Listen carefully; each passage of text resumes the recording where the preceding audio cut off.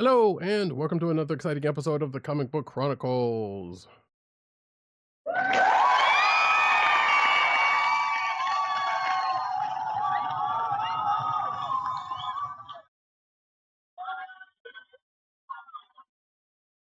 I am your host, Roddykat. You can find me at Roddykat on Twitter. You can find me at News Nerds Need on Twitter. You can find me at CBCaps on Instagram. South Carolina with Columbia down the way.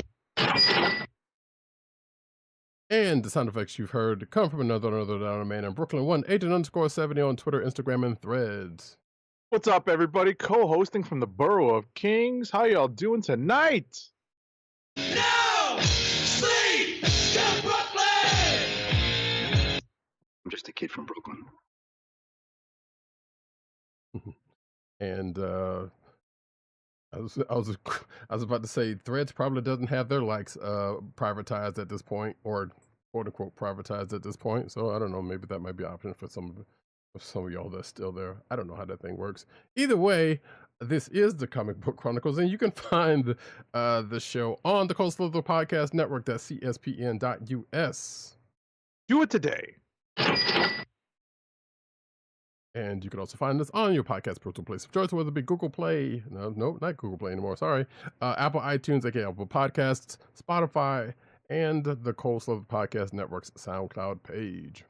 Make sure to click like, subscribe, and leave us all the positive 5-star reviews, especially on Apple Podcasts. Hey, folks, if you'd like to catch us live, sometimes some folks like doing that. You can catch us mostly every Thursday night, 9:30 Eastern Standard Time on the channels of youtube.com/TheKliqNation and twitch.tv/Comic Book Chronicles. Make sure to click like, subscribe, hit that like button, hit that notification button so you know when we are on live and direct. And hey, speaking of which, if you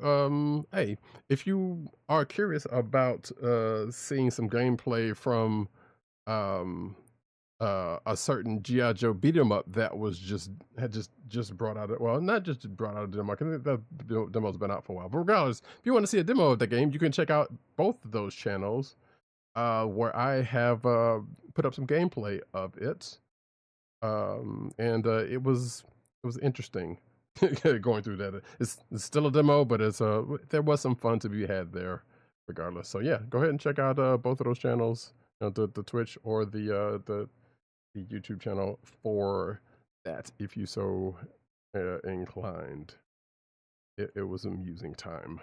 And with that, we're going to get into our stuff of the week, which is going to be starting off with our talk of, spoiler free, of course, Star Wars: The Acolyte, season 1, I guess you could say, if they plan on doing a second season, but season 1, episode 3, Destiny.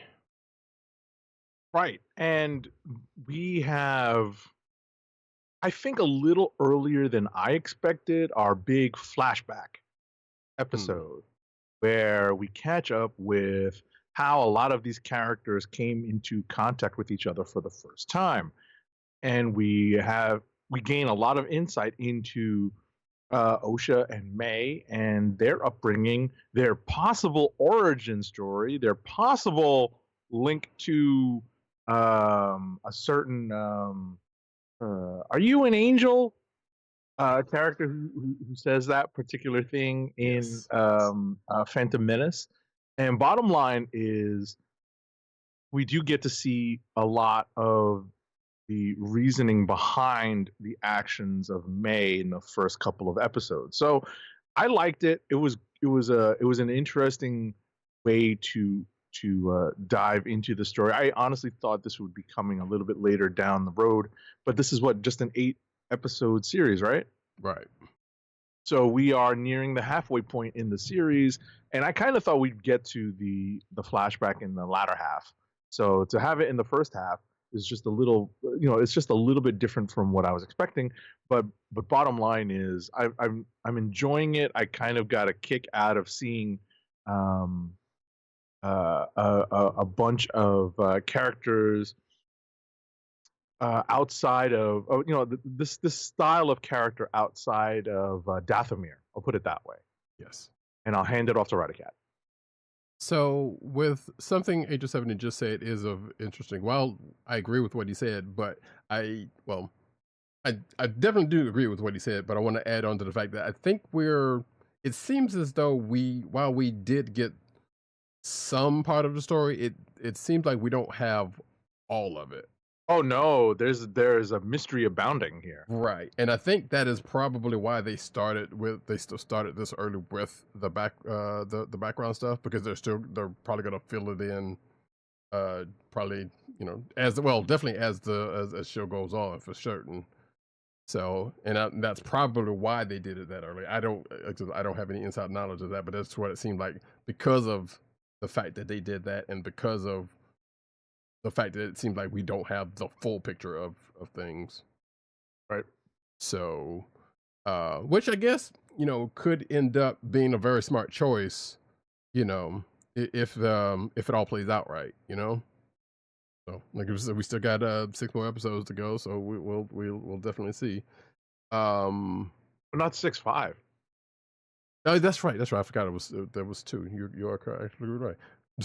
I keep putting that out. Those first 2 as 1, so Right. Which might as well should have been, but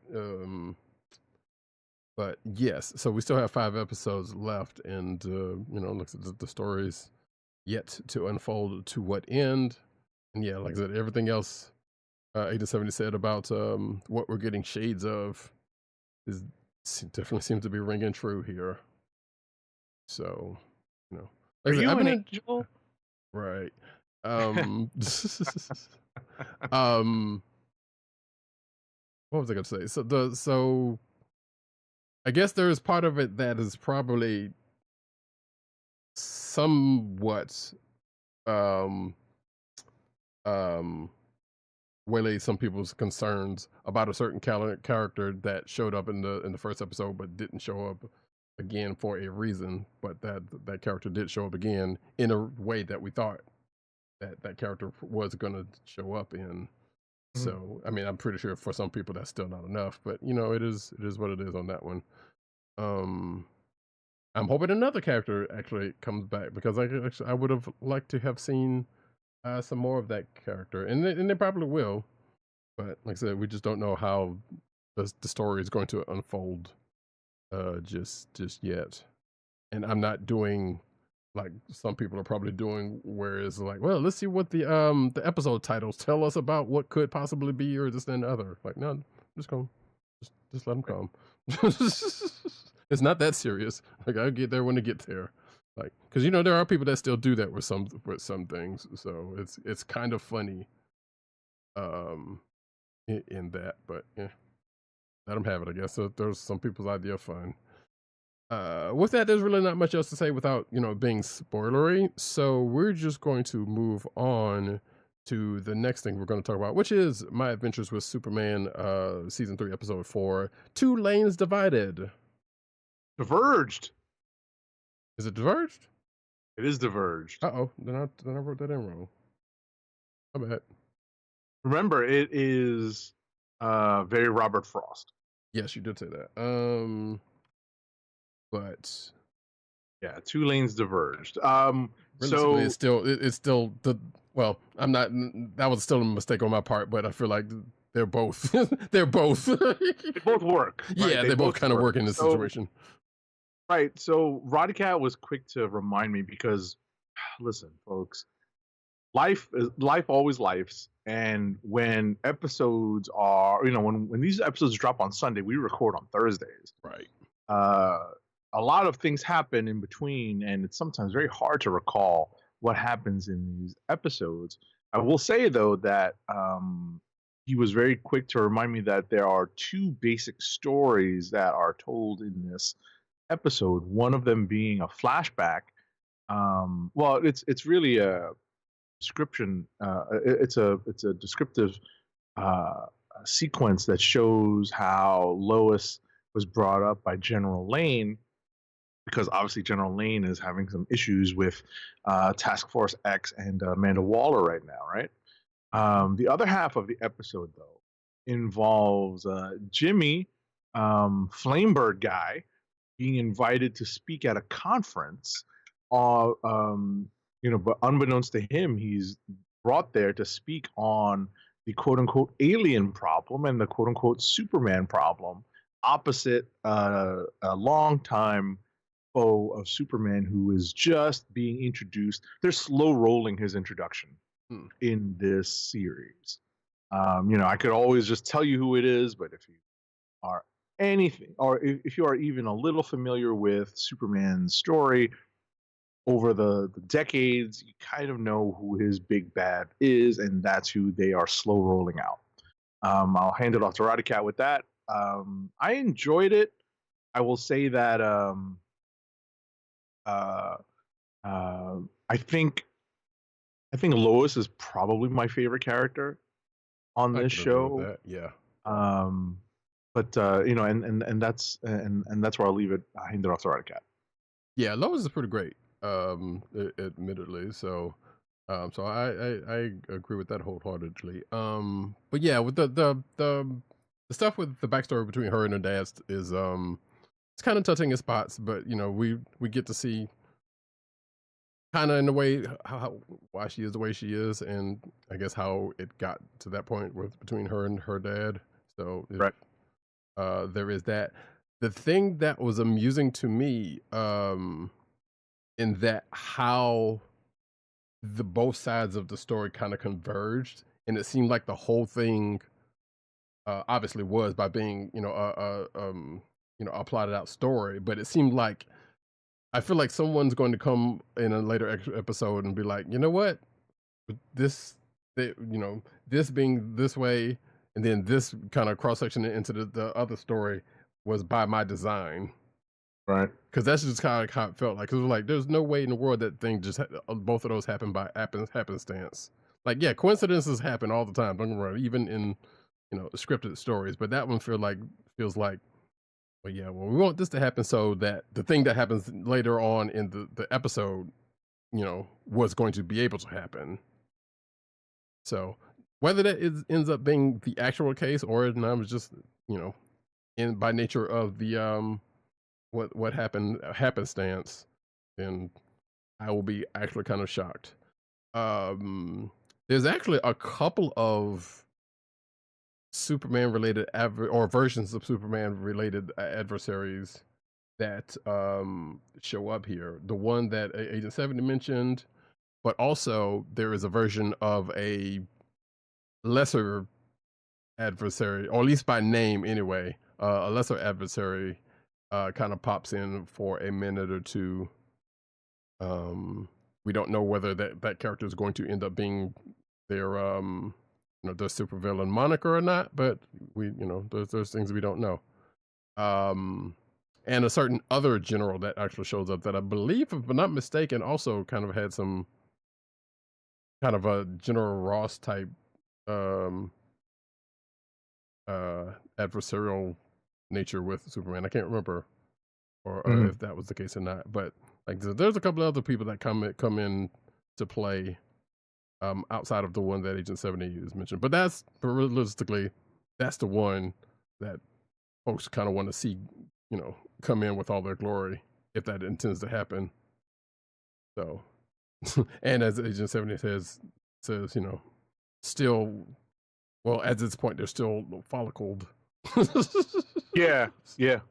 So whether that continues to be the case or not, we'll see at some point or not. But otherwise, good episode. So, and at the end, something happens to where if you've been keeping up with the stories, was going to happen. A call got put out. We'll see what's going to happen. Sounds like next episode, because I think there's been that's also been kind of out there on the social medias about about that part. And I'm sitting there which made me think that I was going to happen this episode, but apparently it was not the case. So we'll see how that runs out. But yeah, my adventures with Superman, still good stuff. And with that, Agent 70 is going to briefly talk about what he saw of the Boys season 4, episode 1. Season 4, episode 1. So they dropped 3 and there's just simply no time to watch 3 full episodes of The Boys in time for the show, unless we're recording on an alternate date. But this week, we happen to be recording on our normally scheduled date and time. So I will say that we are picking up essentially right where we left off at the end of season 3. Things that happen at the end of season 3 are picked up on basically right where season 4 picks up. Everything down to what Homelander does. Interestingly, Homelander finds himself at a crossroads when it comes to his power level and his decision making. And what's interesting at the end, from what I saw, I only made it through roughly halfway through the first episode. It gives us a different look into Homelander's thinking. We still, we touch base with the boys themselves and Butcher, and his current state of affairs is seemingly deteriorating at a pretty advanced clip. We are introduced by the point that I saw, we are introduced to Jeffrey Dean Morgan's character very briefly. We'll see more of him later on. And we catch up with where Starlight is. But ultimately, though, I'm not spoiling too much because I only made it halfway through the episode. I believe that first episode is longer than the rest because it is the opening episode of the season. But if you are a fan of The Boys, you won't be disappointed. There's plenty of somewhat shocking gore. That's what this series is kind of known for. And some superhero antics and some really well-written dastardly people who are very much in that gray area. So, I know that Roddykat is not a fan of The Boys, but I do recommend that if you are a fan of this genre, that this is a very well-written show. And I think a lot of the acting is good. And I am a fan of oh my God, her name is escaping me. I'm a fan of some of the actors on the show. Put it that way. So, Is it Karen, and Karen that's that. Fukuyama or whatever her name is? Yeah, Karen Fukuhara. Thank you. Yeah, I kind of figured because I know we had talked about her before. Yes. Yeah. Big fan of Karen Fukuhara. Yeah. They didn't give her enough in that Suicide Squad movie, but not at all. So, and I wouldn't say I'm not a fan. I just never watched any of it, and actually, realistically, have never really cared to put any time into it. So I guess that's fine. If that is what take that however you feel. But right. As one of these days I get into it, but wouldn't say I'm not a fan of it. But that being the case, let's see. We shall move on into the books of the week. Starting off with ThunderCats number 5. All right, you're gonna play the sound bite before I do the credits. I thought you were. Oh no, I didn't cue it up yet. I didn't trim it. Oh, okay. Well, yeah. In that case, yeah, I got you. I didn't have my thing up, so. Oh, my apologies. No. Yeah, because I figured since you had it, you got it. But that's okay. I got it right.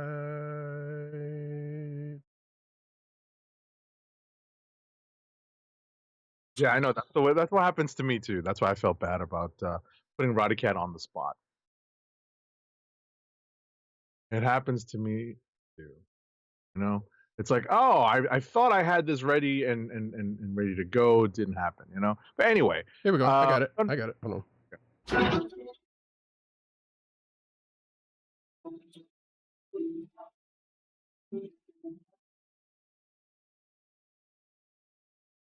Is that what it was? That's actually from the 2011 one, but it still works. Oh, I mean, if we're really gonna really introduce it, here we go. Give me a chance to pull it up.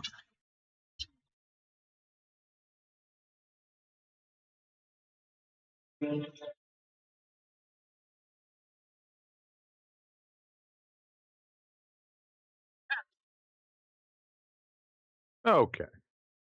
That's what we're talking about, folks. ThunderCats number 5. It's written and with art by Stephen Mooney. The story consultant on this issue is Declan Shalvey. Colors are by Mauro Gulma, and letters by Jeff Eckelberry. So the highlight of this issue is straightforward talking to and training session between Cheetara and Lion-O. And it's important.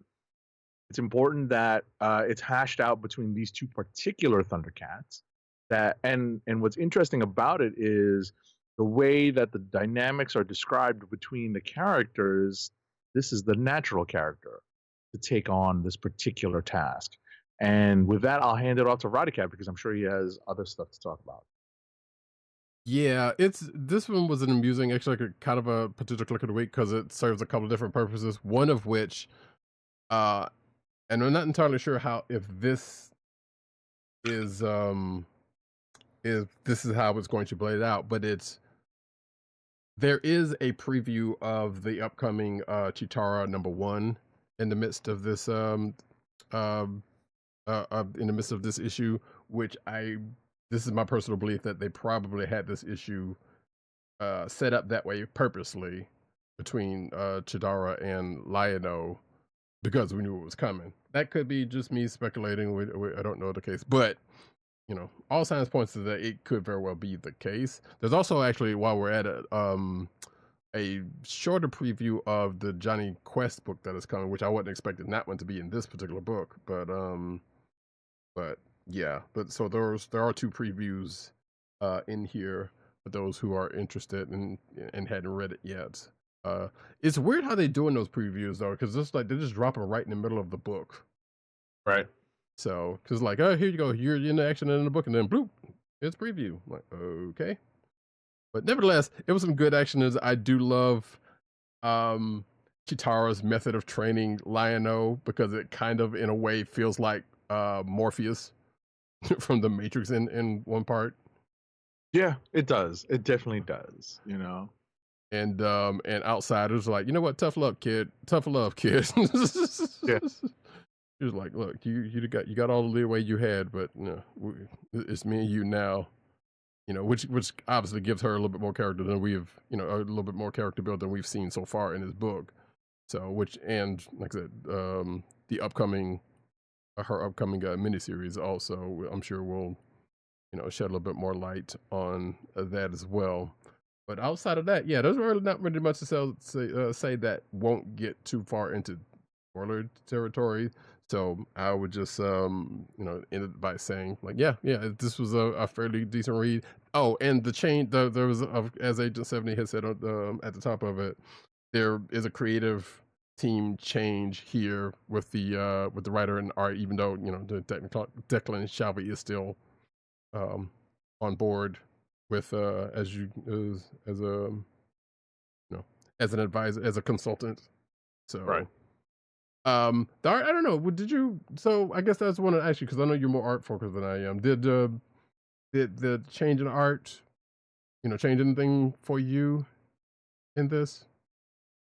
It's subtle. It's subtle because I'm not that. Honestly, I'm not all that used to seeing this version of the ThunderCats in anything but comic book form because they are subtly different from. There are redesigns from I would call them, let's say, like as a parallel to Transformers Generation 1, right? Mm-hmm. So the designs are very much, I don't know if modernized is the right word, but I'll say that they're different. And so seeing another artist do their take on it doesn't change everything for me the way like a change in say they had been in the G1 uniforms and then the art decided to change. I think that's probably like the biggest factor in me not really minding the change. Gotcha. How about you? Yeah, I obviously there is a difference between was it Declan Shalvey doing art? Because I know he was writing, but I can't remember he wasn't doing the art and the writing. I can't remember who was doing the art on the last arc. I'll pull it. Yeah, but there are some differences that are notable. Like it's a lot more pencil I guess. Right. Or, Right. yeah. It's less animated style because the previous issue was drawn by, or it had art by Drew Moss. And I think he's the one who's doing the first arc. So Right. so Right. So it's definitely more of an animated style. right. But it's Yeah, nothing Drew that's Moss. that I think is off-putting. It's just definitely a difference if you've been paying attention, any kind of attention to the art between this arc and the last one. Right. So but yeah, like I said, it's not enough to take away from the book. It's just like they're clearly going for a little bit of a change for a reason. Right. And it's that- definitely more comic book style than anything that we've seen before. Like more traditional comic book style as opposed to animated style. Right. So, but yeah, good stuff. And with that, oh, there was the one little note that I was going to say that I forgot that I had in my notes. There was a certain character sneaking into someone's bedchamber at the beginning of the book. And I basically said that it's like, yeah, I'm pretty sure there's a lot of dudes back in the day, a lot of little kid dudes had that had that as a dream. A particular fantasy? Yes, Yeah. a particular fantasy back in the day. That's funny. So that I had a quick giggle about that as I was reading it. So whether it was the writer / artist of this book, who knows? But you know, I'm sure someone out there would be in it. Well, might not be too quick to agree with it, but I'm sure there was some people would would agree to it in a safe space, I should say. Right. Anywho's, next up, we're going to push on to. Did I actually think I did put this as a particular click of the week? I did, surely did. Transformers #9. Transformers #9, published by Image, is written by Daniel Warren Johnson. If I didn't mention it before, ThunderCats #5 is published over at Dynamite. Transformers #9 is published at Image. So it's interesting that these 80s properties are spread out amongst the publishers. Transformers #9 is written by Daniel Warren Johnson with art by Jorge Corona, colors by Mike Spicer, and letters by Russ Wooton. If there's one thing that I've carried with me as I've caught up on this Transformers series by Daniel Warren Johnson, I've kept this particular bit of advice from Roddykat with me as I've been reading, and that is don't get too attached to even your favorite characters, because people getting blasted left and right, front and center, losing limbs, being dismembered, and failing to form their giant team robot. And Yes.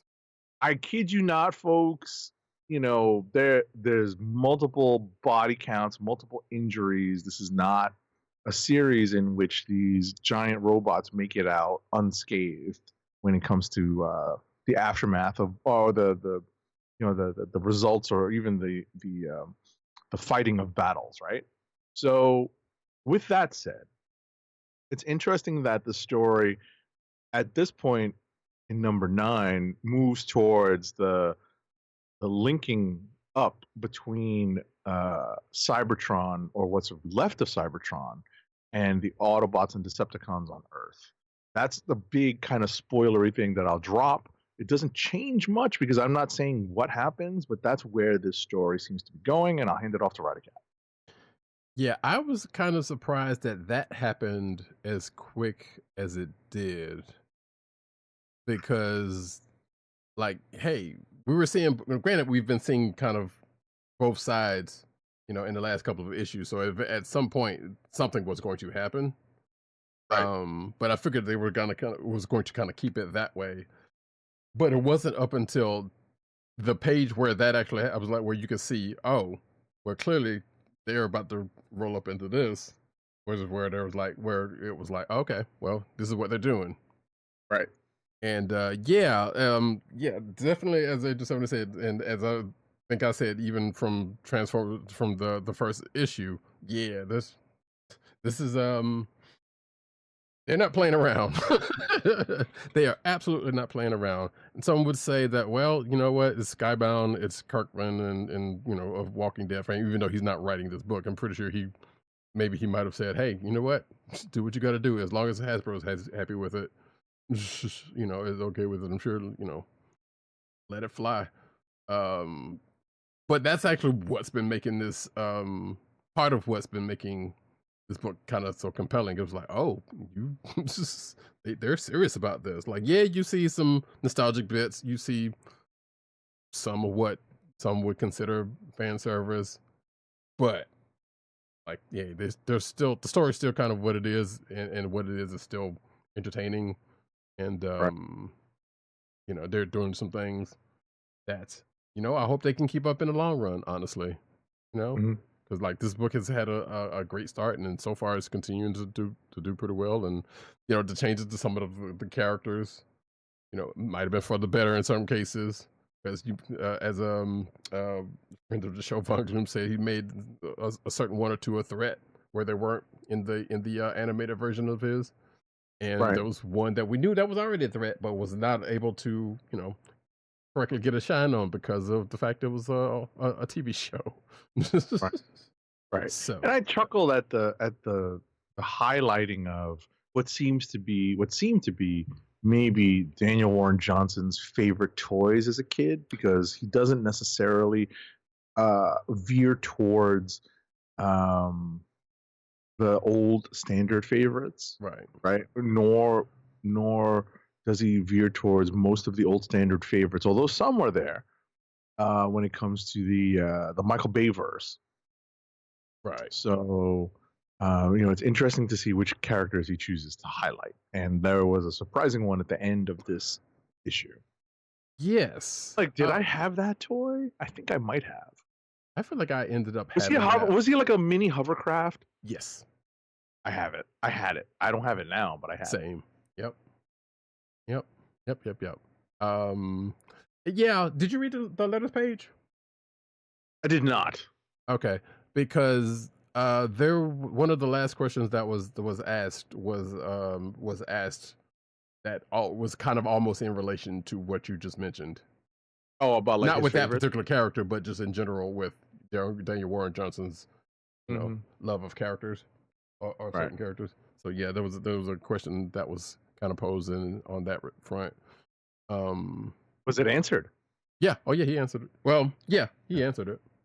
Although, if you take his answer and put it in the perspective of what happens to said character in this book, I mean, in this issue, you kind of wonder about that.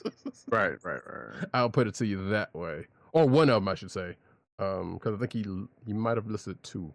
I think somebody else also answered that question. In that page, but anyway, you can check that out for yourself.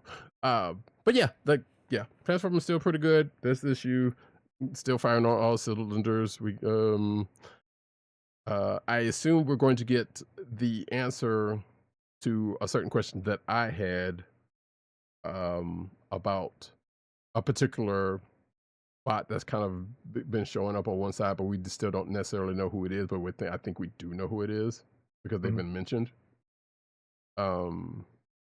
So yeah, I'm not sure, but regardless, that's Transformers number 9. Still great stuff. I'm glad Age of 70 kind of got on board with it. So there is that. All right, last couple of books that we have. No surprise, folks. Blood Hunt is in full effect, so there's going to be a lot of that in the next few minutes. So buckle up as we go into our next book, which is Blood Hunt number 3. Blood Hunt number 3 is written by Jed McKay with art by Pepe Larraz, colors by Marte Gracia, and letters by VC's Corey Petit.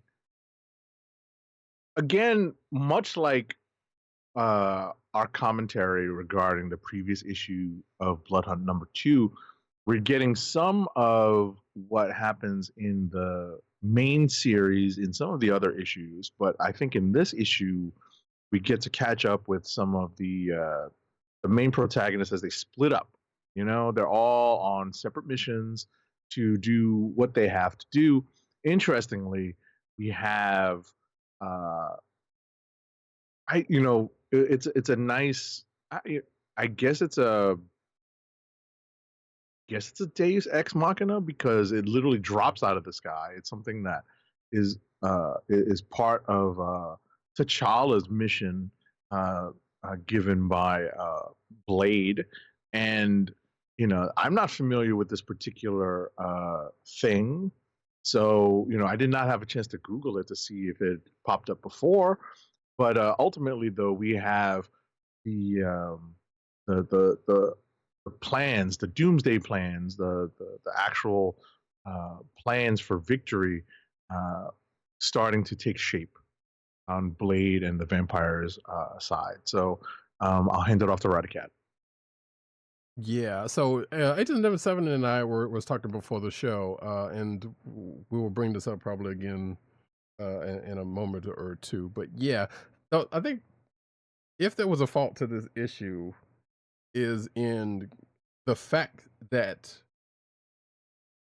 it seems apparent that, like, hey, read the other books, because you see folks, like Agent 70 says, like, yeah, you see folks, you see a plan comes together, you see people breaking off into the different books again, because this is not the first time in the main Blood Hunt book that has happened. So, which I get, because you want to sell the books, you want to point people towards it. And in one book this week, there's a direct continuation of one part of it from this issue, so there is that. But that slightly feel like detraction is kind of a strong word, but it's like, okay, we get it, we see what you're doing. Like, yeah, you want us to you want us to potentially be interested in some of these other books. Whether we were already going to read them or not, but just right. To be like, oh, okay, here's an issue where, hey, this stuff happens, but then now we're going to just split everybody else apart again, or point to these other books again. It is a bit much. But we do get, in one of two moments this week, we get of course an Icon putting out giving the speech, as folks, as certain folks tend to do around this time, during times like this, and we get, well, at least 1 or 2 characters kind of get, well, one character gets the revelation about what's going on and how it's directly related to them. Before, like I said, I guess that is actually a part of this whole splitting apart also. And for the most part, like, yeah, okay, we see plan come together. We see the plan. Yeah, the plan comes together. The things get formed. People split off. Bait gets taken, but apparently, the big bad kind of has a notion of his own. So just because one side kind of did a thing doesn't mean that the other side didn't have an answer for it, or seemingly have an answer for it. And just like Agent 70, yeah, I'm not entirely sure where that thing came from either. Okay. So. All right. Because it was not familiar to me at all. I also got a kick out of the ground being laid for Roddykat's theory that not what appears to be Blade is not what it seems to be. And one character actually comes out and says that. Right. So we'll see how that plays out over the next, what is this, Blood Hunt 3? Was this like a 5 or 6? That's a good question. I would it's think not it's that 5. long. Yeah, I would think it's 5, but I'm not entirely sure actually. Yeah, I mean, we'll check we'll double check the checklist, but I think it's 5. So I think we're past the halfway point. Mm-hmm. Yeah, and in that, it was like, okay, you would think, and maybe not, because just like in another book from this week, we kind of actually get what happens to a character in the book that's not the main book. In fact, if you're watching the video version, you can see a cover of... Yeah, it's 3 of 5. I apologize. 3 of 5. It's right on the cover. Okay, yeah, no problem. No, it's good. Yeah, it's not on the cover that I have, but it's also because the cover that I have doesn't have number on it. So it just has the name on it. So, but yeah, so we, that kind of is a thing within itself. That's going to bleed into that character's book. He said bleed into. You know what? There was something else I almost said that was going to be on the similar lines. I'm like, trying not to make those kind of jokes, even unintentionally. That was unintentional. I promise that was unintentional. But yeah, so that's Blood Hunt number 3. Yeah, like, and that whole thing with the, you know, with the big bad, and what I was trying to get to was like, you know what? You would think they would have done a little bit better job of not necessarily telegraphing that, but at least give out some point, put a point in there like, hey, this could potentially be why this is happening, if it is indeed this person doing this, you know? Right. But they didn't. But we also still don't know, you know. I'm sure that's going to bear out in the next couple of issues, if not in a side issue somewhere. Who knows? As it feels like they're going to do. But, you know, because that's the one bit that's probably the one question I have about this whole thing at this particular point. Outside of the fact of how are they going to deal with everything and what happens to certain characters, you know? Mm-hmm. So, which I know that is also something that's being kind of done in another side book that we might be talking about, which we'll get to right at this point with, what is the next book? Well, it won't be in this one, but Avengers number 15 is our next book. Avengers number 15 is also written by Jed MacKay with art by C.F. Villa, colors by Federico Blee, and letters by VC's Corey Petit. So this is the kind of side Avengers book because the Avengers are basically running around in Blood Hunt proper. So Cap has assembled a group of Avengers to address some threats in and around New York City, and one of the threats happens to be a very opportunistic threat, and that's what's revealed here. Interestingly, we do have some speechifying, but not by Cap, but by another character. And ultimately, we have things going from bad to worse for this particular group of Avengers. I think this is a 3-issue arc. So this is now, the crisis part, the Empire Strikes Back part, and we'll see if they can get to the Return of the Jedi part in the next issue. Nice. that's pretty good. Yeah, there's really not much else to say about that. It's pretty much at all the points. There was a nice point that was a funny point about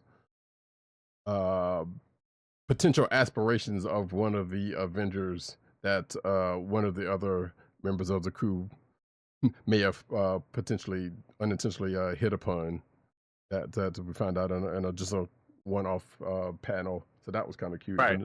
I like that that CFE told that particular story that way. You know, like it's a one-panel story, and it made me laugh. Right. Yeah, I had a nice little giggle on that one myself. I was like, all right, that was a nice, a cute little aside for that. But yeah, that was I got a lot of potentials on this week. I don't know. I mean to pare that down, but yeah, the Avengers 15 was another potential click of the week because of the moments mentioned here, and we will see most, if not all of this team at a later date, as we talked about last week. So it'll be interesting to see them transition from this, which I'm pretty sure the next issue they'll probably at the very least be like, hey, Cap, if we got the team together and you know the actual other team is handling the business, what do we do with this team? Oh, I got an idea. Mm-hmm. And then stay tuned for September or whatever the case may be. I don't know. Right, because ultimately, and we'll probably bring this up when that Avengers Assemble book launches. Mm-hmm. Right, it comes and goes. The impetus for, or the reason for, or even the sales for a second Avengers book. Right, there was a time when we were all very young. At least when it comes to myself and Roddykat, when the Wackos came to be, because it felt, because the powers at Marvel felt that there was a demand and a need for a second Avengers team, and the Wackos had a pretty good run for a long time. Yeah, that all went away for a little while, but then we come back with the Hickman Avengers run when there were multiple.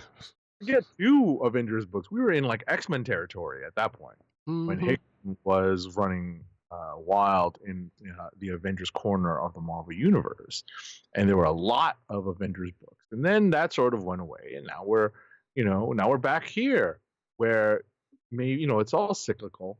It's something we joke about as comic book fans, but we've come back to a point in time where, well, we've reached a point in time where once again, the powers that be at Marvel feel that there's enough demand and enough sales in there potentially for a second Avengers book. So we'll see how that all plays out. Right. And actually, I would almost go so I was going to say blame because if you think about who I'm about to mention, that is probably possibly apt. But Brian Michael Bendis era of Avengers, that kind of thing was also going around too because he had. Oh, that's right, New Avengers. Because he had a couple of teams kind of rolling through. New Avengers, Mighty Avengers. I apologize. No. But you were apt because Hickman, yeah. But no, Hickman blew it out, like you said, because the team was just all there was a few teams and they were all big and blown out, or at least the main team was all big and blown out, and there was just other bad teams. So no, you're spot on with that. But I don't think we're fully there, but yeah, but what Agent 70 said is definitely is on the case. And I feel like you might as well say it's a relaunch because Avengers Symbol was a book from a while ago, but I don't know if I don't think they're treating it as a relaunch just because they're using the name. So I don't. Or they might be because I mean sometimes you gotta if you don't use it you'll lose it type of situation. So that might be the case here. With that though, we're gonna push off to our last book, which is another Blood Hunt tie-in. Fantastic Four number 21. Fantastic Four number 21 is written by Ryan North with art by Ivan Fiorelli, colors by Jesus Bertov, and letters by our favorite lettering paisan. I think the one book that I have on my list that's lettered by him this week, that's VC's Joe Caramagna. I'll tell you that this is a very strong candidate for Click of the Week for me because a lot of this story resonated with me outside of the Blood Hunt tie-in. But even with the Blood Hunt tie-in, we got to see Reed Richards, a.k.a. Mr. Fantastic, a.k.a. one of, if not the smartest person in the world, really get to flex. Not just his body. No pun intended. Yes. But really get to flex. And his companion / co-conspirator / colleague / partner in crime, basically, on this adventure during Blood Hunt is none other than Alicia Masters Grimm. Right? Because the rest of the FF are hanging out in Arizona. They're not in New York where all of the Blood Hunt stuff is really popping. So it's fun to see Reed and Alicia off on their own. And obviously the rest of the family is trying to hold it down, and we're probably going to see more of them in the next issue, which is a tie-in to Blood Hunt. But it was fun to see in this issue Reed and Alicia really work things out, really work out, not that they have problems. It was just interesting to see them interact and really work through the problems at hand and work through the problems in front of them. Right. Because let's face it, they are two very different people. Like, Alicia, who has been really coming to bat, during this whole run at a lot of times and continues to this way, is a creative. She's a sculptor, an artist. So she has a different thinking from Reed, who is just straight Mr. Analytical. Right. And the two of them, so you would never think to be like, well, them two together, they're just going to be not necessarily at odds with each other, but they're just two different people. And like Age of 70, I like that part of this issue because, like, at the beginning of it, when they're setting out, on their day trip, it's just them two kind of hashing it out, talking, and Reed kind of working out some things, and Alicia kind of, shepherding him, through her, from her side of things as a creative and artist. giving him perspective that he didn't have or wouldn't have had prior to that, and he in turn giving her, her perspective, which pretty sure hanging around him long enough, she probably knew, but not always directly as it is within this issue. So that part was very cool. And then like Agent 7 said, Bloodhead drops upon them, and and all of that, everything kind of gets put into play. And they work well. It works for them together, and it's good. Like I said, I do love how Alicia is the one who's like, hey, you know what? Keeps coming with the ideas. Like, here's where the creative brain goes to work. So, and not just leaving it, even though, like I said, Reed is one of the smartest men in this universe. As much as he tries, you can't think of everything. So, somebody to bounce off of that might have a different thought pattern than him, worked in his favor. Right, and that was the whole point of like the Illuminati, or even like the lesser formal groups that Reed would find himself in when it came to like consulting on certain issues in the Marvel universe. It would always be a group of the smart people. So it was interesting to see Reed be grouped with someone no less smart, but definitely more creative. So it was very we can't say enough about Ryan North's storytelling during this run on Fantastic Four. We really can't. Right. My one issue with this is something I told Agent 7 about, but something we're probably going to see next issue is like, hey, you got this person right here when all of this is going on, even though they're not in where they probably would be more useful. Right. Could help out a little bit more on the side where they are at the moment. But again, like I said, we'll probably see that. Because we even see that being talked about in this issue when that character's nowhere around, mind you, but still, it's like, okay. Right. Like, yeah, I was here a few pages ago, pal. So like, but obviously, me and y'all are in two different places. That was going to happen, and you needed something for next issue. I get it. You got to make the stakes kind of high, so you kind of got to let that go. But it still kind of bugged me for 5 seconds. It was like, dude, do your thing. What are you doing? Exactly. But anyway, yeah, like Agent 70 said, it was probably a potential click of the week. It's great. The Fantastic Four has been good. Ryan North writing on this has been great, like Agent 70 has said. So, can't, as he said, can't speak highly enough about it, at this point. Wait, are you collecting these or no? Agent FF? 7? Yeah. No. It's not on my physical pull list, but I'm definitely, keeping up with it as we go. Right. And, if I see Ryan North is at New York Comic Con this October, which I did get my badges for, so I'm good to go. I got them this past weekend. So, I will be reporting from New York Comic Con. I'll say that I'll probably try to pick up, if not a trade or an issue or two, to have Ryan North sign them, because it's been a really entertaining ride. Yeah. And actually, since we're talking about cons real quick, before we go into Rapid Fire. So this week is Heroes Con. It's for those who don't know, it's a big comic convention down here down here. It's in North Carolina, Charlotte to be specific, which is not that far away from me.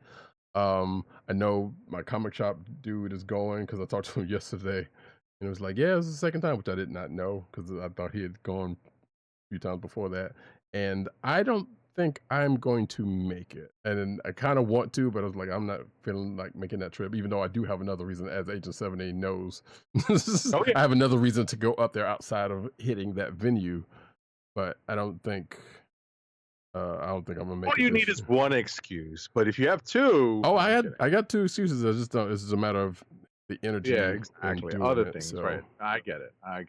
But hopefully, seeing some good things, from folks on the social medias on that, and all the creatives that are going to be in that spot. Which I want to say Ryan North might be there. I can't remember. I have to go and look at the thing again. So, but regardless. We are done with the books that we have in. Well, we're not done with the books that we have in common. Just the ones that we wanted to focus on.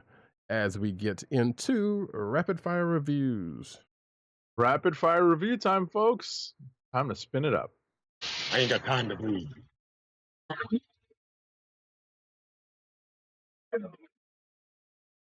Alrighty, first up is Amazing Spider-Man Blood Hunt #2. It's written by Justina Ireland with pencils by Marcelo Ferreira and Chris Campagna, inks by Roberto Poggi, Sean Parsons, and Craig Young, and colors by Rochelle Rosenberg with letters by VC's Corey Petit. There's a severe groan-inducing scene in this issue that Roddykat and I talked about in our pre-production meeting. It's a meta-textual comment that I choose to not repeat here, but it made me groan.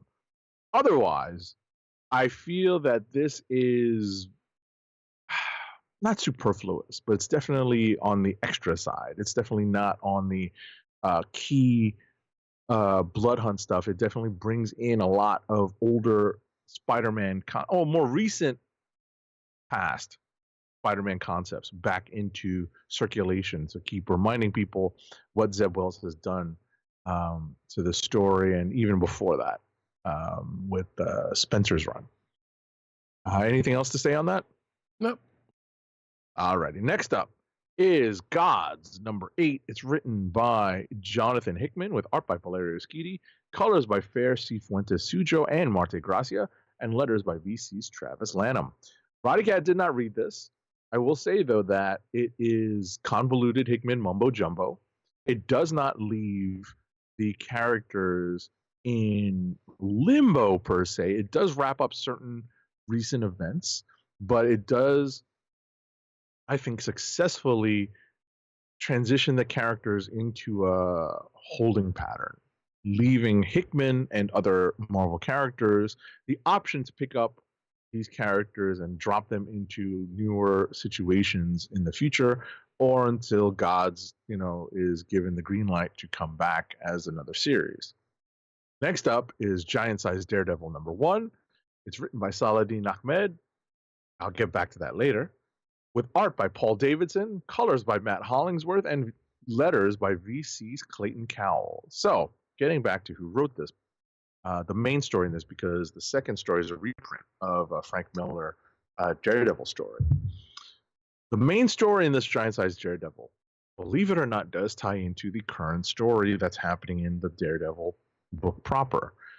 And for that reason, I'm kind of annoyed that I did not pull this particular book. I'm going to have to pick it up just because it helps to fill in some of the story. I don't think it's absolutely necessary, right? I think it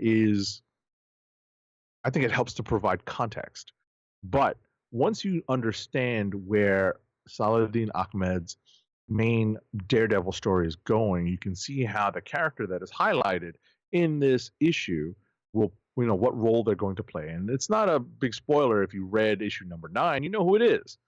But issue #10 is the next issue out, and I think this Giant Size story helps to fill in some context as to how this character fits into this storyline. And if you're familiar with it, it makes all the sense in the world that this would be the embodiment of this particular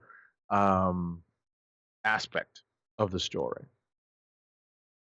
Remember, think Seven, Brad Pitt and Morgan Freeman, and poor Gwyneth Paltrow. Last but not least is X-Men Heir of Apocalypse #1. It's written by Steve Fox with pencils by Netho Diaz, with inks by J.P. Mayer, colors by Alex Sinclair, and letters by VC's Clayton Cowles. So we don't have much X-Men right now. The era of Krakoa is over, but this is, I guess, the post-text of, or the postscript for that part of the X-Men story, because now Apocalypse is looking for his heir. He's deemed the Earth mutants and Earth full of weak people and weak mutants. He's intent on raising Arakko back up to whatever standards he thinks would be best, and he's going to send new not heralds, but yeah, I guess heralds is one way to put it, the horseman, really. That's really what he's looking for, or like a main heir. That's the title, right? So, we're treated to a little bit of a trip down memory lane with former horsemen of the apocalypse coming across, coming through the story, but we also focus on the trials of this particular group that Apocalypse has deemed fit enough to possibly become his heir. And we'll see where it goes. I wasn't all that impressed by the story, but we'll see where it goes. And that's it for me. Alrighty. Well, first up for me is a book that I've just found out something about, and I was kind of curious about, and I'm not sure if I'm going to stick to, but nevertheless, we have Rifters #1, which I believe it is. Yep, it's an image book written by Brian Posehn. If that name sounds familiar to you, then good on you, I guess. And Joe Troman is also the co-writer on this book. You have art by Chris Johnson, colors by Mark Englert, and letters by Joe Sabino. So the short of it is you have time traveling cops who basically looks like they're using, well, they're not using actually, because I put this out as a note, but I was like, someone used a machine that looked like the machine from The Fly. But that was one aspect of time travel. But basically, we are in a world where time travel was a thing that ends up being widely used to the point where they had to get basically the TVA, make a TVA to stop people from doing crazy stuff with time, because that was a whole lot of thing. In this particular issue, we kind of get the backstory on how this world came into play, and then starts focusing on the two cops that are the focal points of the story as they basically try to stop some time traveling influencer type person from doing stupid stuff, as influencers tend to do. The humor on it, it's Brian Posehn, so I guess he's, I'm gonna call him he is a comedian. I shouldn't say that. That's not nice. But and I know he had gotten into writing books, but some of the humor, while some would probably say it's satirical, it's a little bit much. And that's me saying that. So, but if anything I said sounds, interesting to you, you may want to pick it up. I would at least check out the second issue just to see, what happens, how the end of this issue is resolved. But I don't know how long I'm going to stick to this if the humor keeps going the way it does. Not saying it's bad. It's just like, okay, you're a little much. I get you. You're saying something, but I guess whatever. Next up, though, was that? No, it's okay. Okay. Next up, X-Men Blood Hunt Jubilee #1. So yeah, this is I know Agent 70 did say he read through this. Well, he skimmed through this, but yes, read it, skimmed it. Yeah, but written by Preeti Chibber, pencils by Enid Balam, inks by Elisa Beta, D'Amico, and letters by VC's Ariana Maher, which, wow, that was a typo. That's a bad typo. So yeah, another Blood Hunt tie-in. This one focusing on Jubilee, Jubilation Lee, who, most of you might know from X-Men or X-Men 97, if that is your only point for this character. But Jubilee, who was at one point a vampire, and I'm pretty sure Agent 70 and I, and probably one other person or two that I can think of, remembers one that she was a vampire, but doesn't remember fully how she got cured of it. Right. My gut says it was because of Krakoa, but I think it happened before. And I think that's the case because I was thinking along that same line. I was like, no, but yeah, but that I think coming into his core, she might have been cured of that. So I'm not entirely sure. It's but what we do get to see is in this issue, for those who are familiar with that time and what happened to her and possibly how she got cured of it, we do get shades of it here because at least they do, they do some amount of work in saying, hey, these are the people that helped me. Don't necessarily say exactly what happened and don't necessarily give any, footnoted mentions of any issues to where that happened, which would have been helpful for me personally. But, at least we got something to go on as in the form of the group that shows up in this book that Jubilee seems to be familiar with. And her involvement in Blood Hunt, which is only this one particular one shot, by the way. So, before she goes off into whatever X team she ends up on, or Right. she's going to be in NYX, right? I think so. So, which I thought about going into this issue. It was like, okay, now it makes sense as to why she's already there in the start of that book, but I don't think they would need to go that far, to tie her into Blood Hunt to do just that, Right. So, Right. but either way, if you like the character of Jubilee and and are interested in anything of what I said and about her, her formal vampirism and what she's doing during the course of Blood Hunt, hey, there you go. That issue's out there for you. Next up, oh, excuse me. Strange Academy, Blood Hunt number. Wait, that's not right. Blood Hunt number 2 of 3. I didn't put. I skimmed this too, so feel free to spoil. Okay.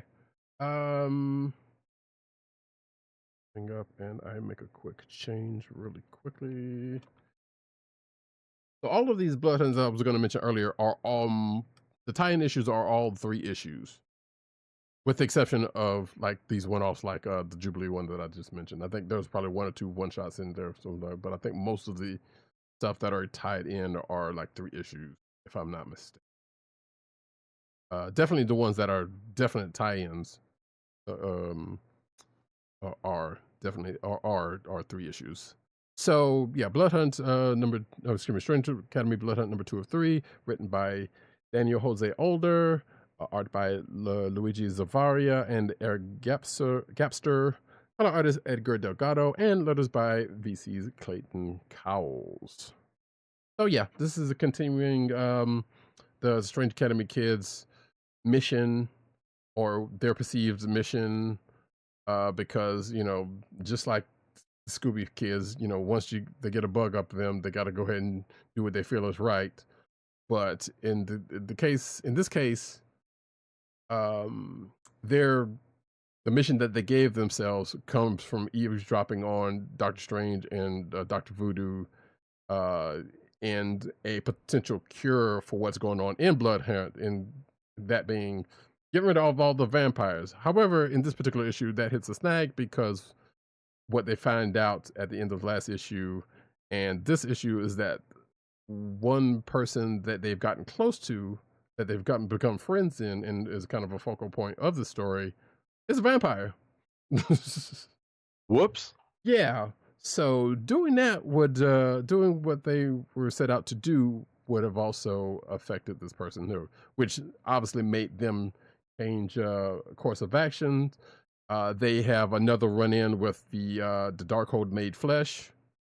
And in turn, the Darkhold made flesh also comes back in contact with the person who was kind of keeping them up until recently, and that person is also a professor at the Strange Academy, by the way.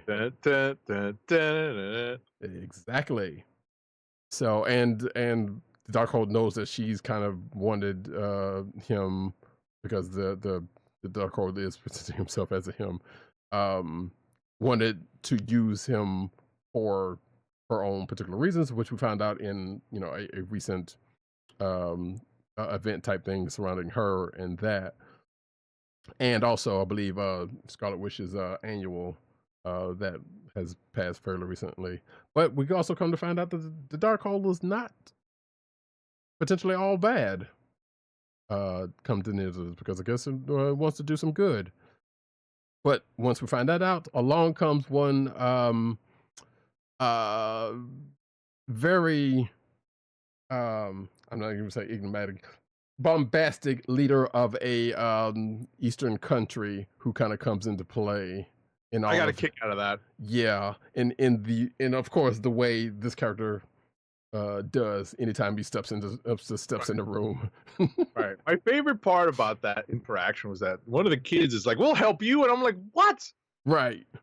You know what this is? It was like, yeah, kid, that's exactly right. Which I love how every time this character comes in, like that is someone always ends up saying that.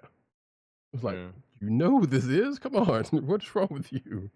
But yeah, so that's Strange Academy number 2 of 3, and obviously the next one is the last issue of that of the tie-in here. Next up, Miles Morales Spider-Man number 21, also another Blood Hunt tie-in. And go.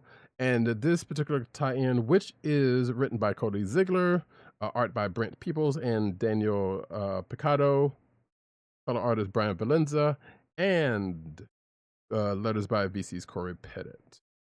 So yeah, Blood In tie-in. In fact, the start of this issue comes directly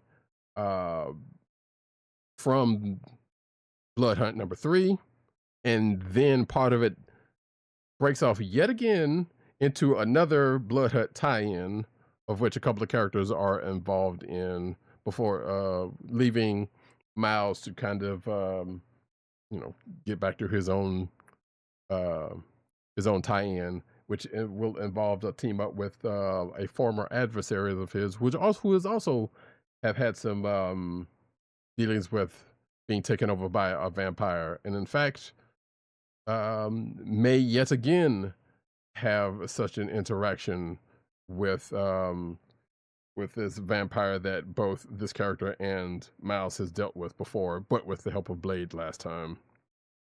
Which don't think we're getting any help from Blade this time though.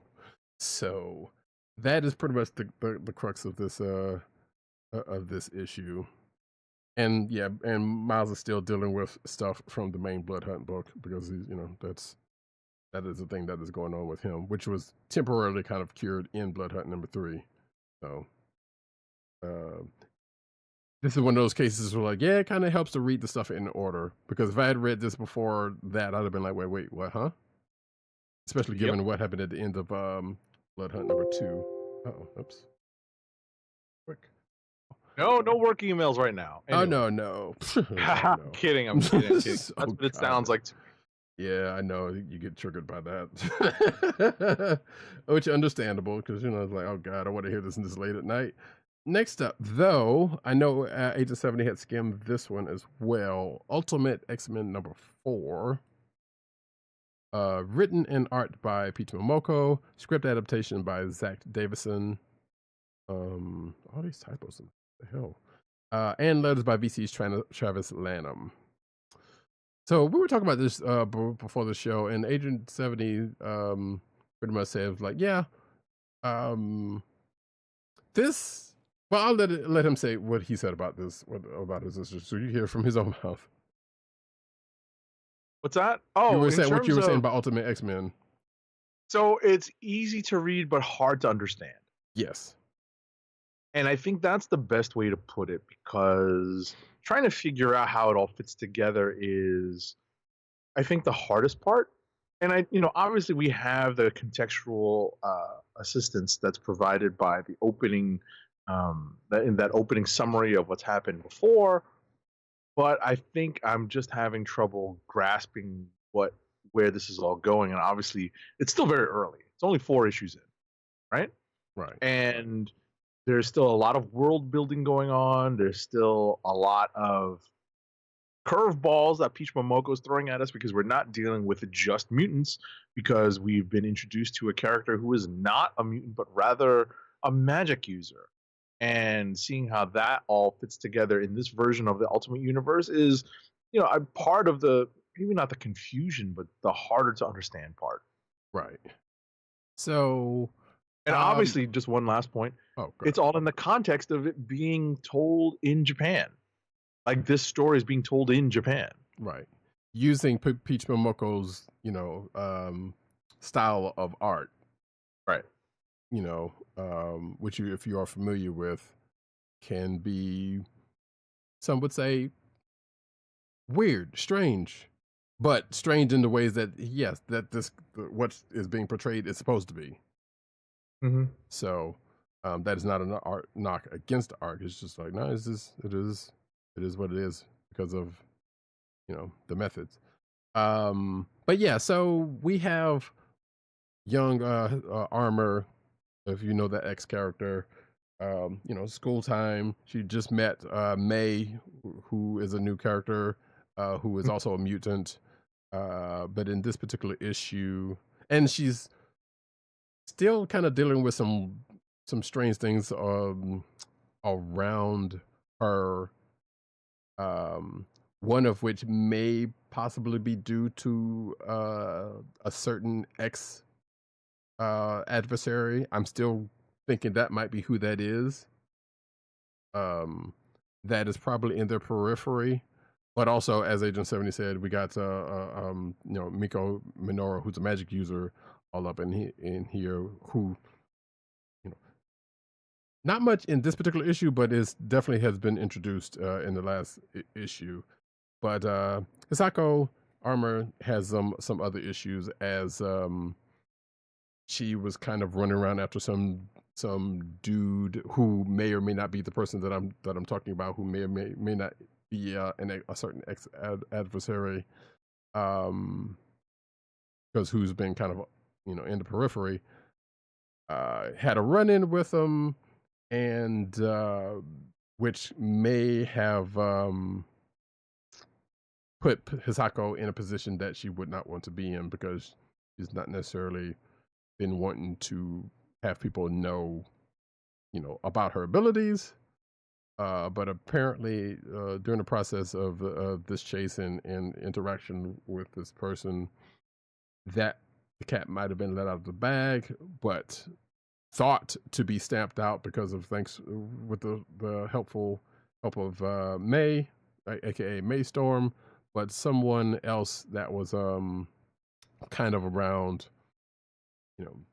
who may also be a mutant, kind of still kind of let things out for a reason that I am going to assume that we're going to find out at some point. Right. So yeah, it's weird, and yeah, like Agent 70 said, trying to figure out how this ties into the overall Ultimate Universe, which it may or may not. It is kind of hard to parse at this point, because as we know from the other side, other points of Ultimates, we know there are things going on other parts of the Ultimate Universe that are being, how things are kind of coming into play. But this one is kind of like different because of the fact it's mutants, and mutants' powers are kind of born with them and not necessarily, given or, transferred. Right. How it fits into the whole Maker story. Right. I still don't know how that works. Right. Even if it does, honestly, because, like I said, with what's going on in other parts of the universe, there's no parts of this that has so far shown itself to even be any remotely tied to. So, but like I said, maybe some words, like Agent 7 said, some world building still going on, and maybe that'll happen once we get past this arc, or start to happen anyway. Anyway, last book for myself. Let's see. Scarlet Witch #1, by Steve Orlando, who's doing the writing. Art by Jacopo Camagni. Excuse me. I apologize if I butchered your name. Color artist Frank William. Letters by VC's Ariana Maher. So, if you have read the first volume of Scarlet Witch, and in lesser fashion, the recently finished Scarlet Witch and Quicksilver miniseries. You will have a pretty good hand at what's going on here. Because while it's not a direct, continuation of that miniseries, that Scarlet Witch and Quicksilver miniseries, there's a couple of things that get brought up here from that, in that. So yeah, this is basically Scarlet Witch kind of getting back to normal. She's got her shop in New Jersey with Darcy. Kind of got that back open after the events of the miniseries. And the whole last door business where people kind of come through seeking help because they have nowhere else to turn. That's their kind of a thing. She got a new employee. Well, yeah, I'll just say she had a new employee that she's dealt with that apparently was brand new from that. It was like, because this was the first time I saw this character and I still don't know who it is. But nevertheless, none of that matters because things just don't go completely square for long as the sky opens up, and not in the way that is happening right across the river that Wanda has to deal with, which causes some problems and things get bad and causes someone to go through the other end of the last door to kind of see what's going on. And I think it's probably going to put them back, well, basically put them basically it might tie back into the Quicksilver, the Scarlet Witch Quicksilver miniseries, with what happens there. But we shall see in the next issue from how that ends up. But yeah, like I said, it was a pretty good start. Like I said, you would do well to be caught up on, at the very least, the last volume of Scarlet Witch. Not necessarily the miniseries, but definitely the first volume or the previous volume of Scarlet Witch proper, to kind of get a handle on what's going on here. And that, folks, is it for me. Kliqs of the week. Alrighty, Kliqs of the week.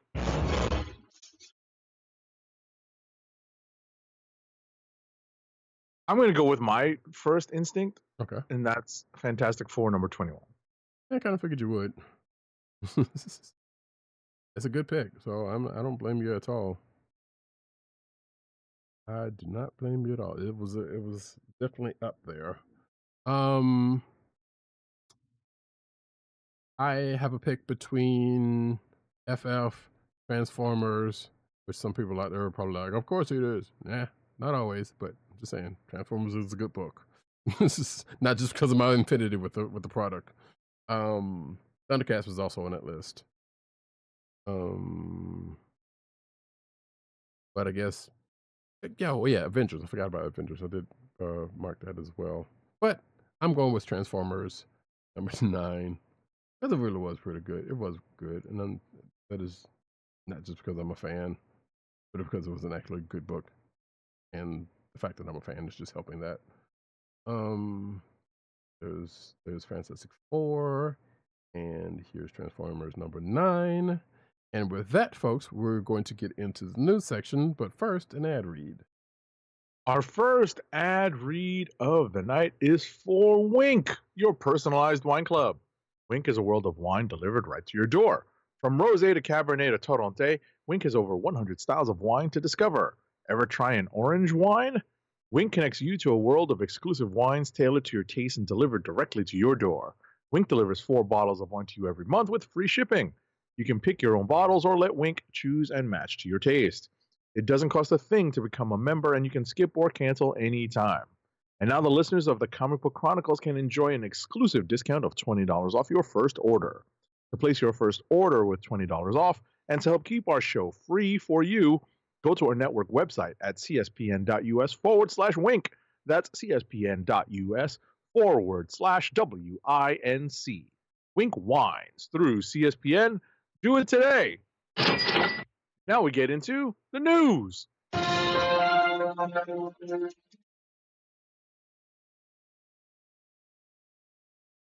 got it closer this cinematic news is about we do the route this time. Starting off with Terminator Zero, which I did not know they were doing another Terminator thing, but apparently finds its lead in Timothy Oliphant. So yeah. According to Netflix, Oliphant has been tapped to voice the Terminator in Netflix's upcoming anime, which, man, I should have read that a little closer because I would have put this totally somewhere else. That's interesting. In the lineup. Yeah. It says, at this point, there's no other cast has been announced. Production ID is overseeing the show with Skydance Television. Masashi Kudo is directing. Yeah. And somebody is writing the show. Oh, Matthew Tomlin is writing the show. So cool. Well, it looks like, let's see. Sci-fi anime will be set between two time periods, 1997, as the show will follow the creation of Skynet as the AI begins its war against humanity once its awareness grows, according to this article. And the modern timeline, which will show the war against humanity has left Earth on edge also. So, okay. Cool. Next up. Right. I mean, what's funny is that he's only providing the voice. We don't get to see his super cool hair like we saw in The Mandalorian. Right.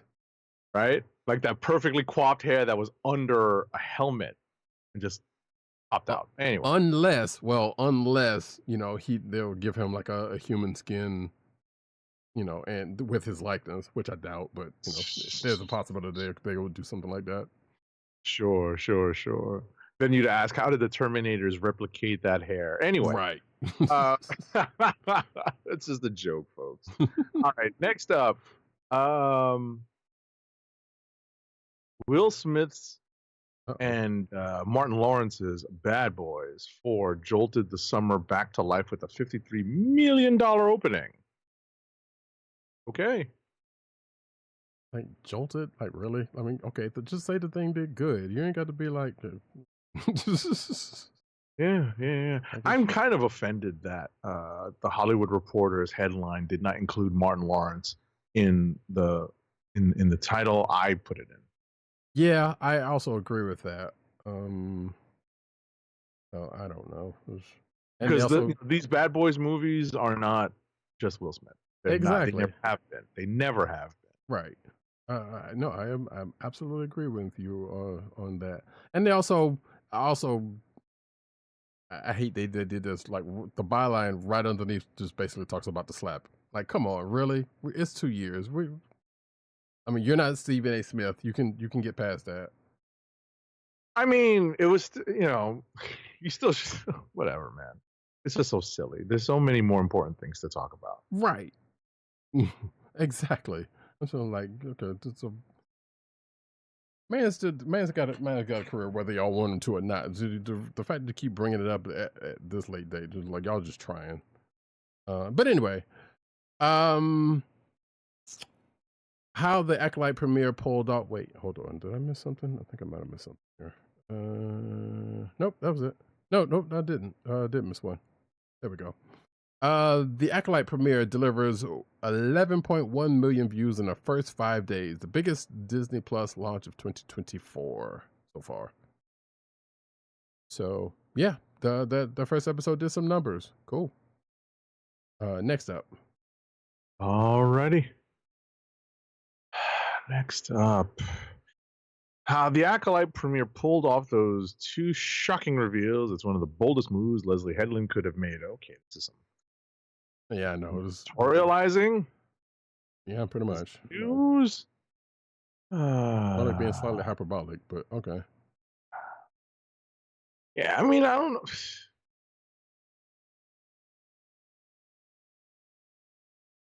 Yeah, so this article talks about like how they pulled off like a first episode death and talked about like a twist that we already talked about, which is that they're twins. Right. And twins. Who would have thought someone would bring that back up in 2024? Don't get me wrong. I thought about it, but anyway, MCU's Thunderbolts is trying to, quote, stay away from CGI as much as possible, according to Julia Louis-Dreyfus, apparently. So, yeah, in discussing the making of Thunderbolts, which apparently has just finished principal filming, I believe, from what I saw on Twitter. But Julia Louis-Dreyfus told The Daily that it's, quote, very methodical, but not in a negative way. She added that the Thunderbolts might have fewer CGI sequences than past MCU movies, as the story centers around more humans. The quote, particularly on this film, they're very much focused on, frankly, the human story, believe it or not. I think they're trying to sort of go back to the roots, as it were, for real. So there is a lot of focus on that, she said. They are trying to stay away from as much, I guess you would call it CGI or whatever, as possible. So the stunts are like everywhere. End quote.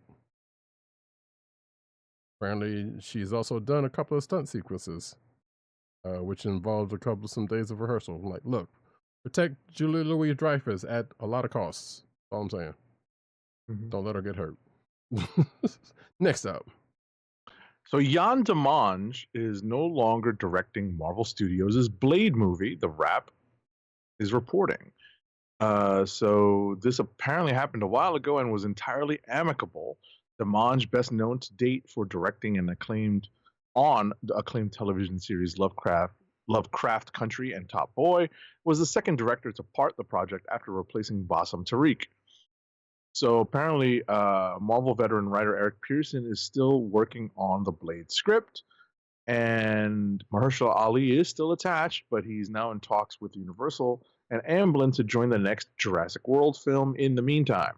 So, we'll see if this Blade movie ever happens. Right. Shout out to Sherilyn Eaton on Twitter, who also, I believe, is writing.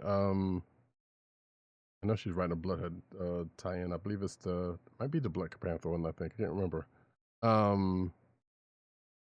But regardless, she was on Twitter. It was like, how? So basically, Brian Edward Hill is right there, and he just finished up a Blade series, which is true because we know, we've had him on the show also. Big cinemaphile, and has done screenwriting work. So, granted, it has nothing to do with the director, but hey, if people keep leaving this, people keep leaving this project, like, there's probably space for someone like that to fill in as they continue to loop.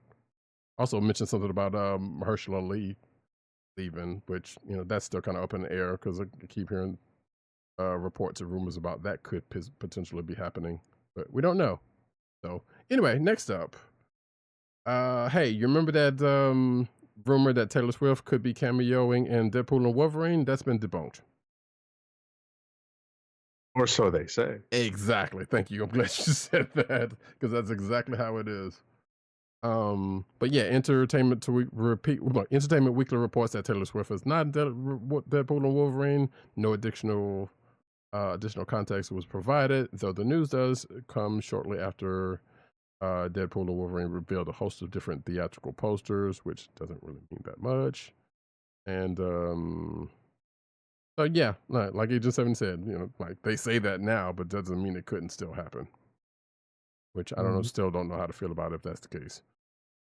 Actually, I know how to feel about it, but one part of which I don't care. Otherwise, ugh. Also, shout out to our boy Tim Adams for this article. Just saying. Next up. Nice. Good job, Tim. All right. So apparently, Ke Huy Quan, who played Ouroboros, aka OB, on the second season of Loki, was playing as a variant of a character he had previously played. That being, OB could be a variant of Data from the Goonies. From that moment on, he says he knew exactly how he wanted to play him. That's pretty interesting. Which I feel like we've we probably mentioned that in passing, possibly as a joke, Right. probably before, or it might have been said before, but seeing it confirmed this way is great. Next up, Moana has a cast for its upcoming live action film. Catherine Lagaya will be playing Moana. See, John Tui, who is a name that some folks may know from Power Rangers or other Power Rangers series, and I forgot something else I've seen. I know I've seen him in, but he's going to play Chief Tui. Frankie Adams is going to play Moana's mother. Let's see, Senna Rowan. Most of these people are New Zealand. Or New Zealand adjacent folks, by the way, going to play Grandma Tala, and of course, Dwayne "The Rock" Johnson is reprising his role as Maui, the demigod. Of course. I mean, this is live action, so I think the original actress who voiced Moana is on the older side now. Right. She probably, even though she is of a Pacific Islander descent, she probably still comes off as a little too old for playing live action Moana. Right. So there you go. And if you're watching the video version, you can see the actress that is playing Moana right there. Next up, Sony Pictures Animation teases upcoming Ghostbusters Netflix series. So apparently, annual Ghostbusters Day took place this past Saturday. Mm-hmm. And it appeared that those at Sony Pictures Animation celebrated the 40th anniversary of the franchise, teasing the upcoming Netflix series. So, okay. Yeah. Go.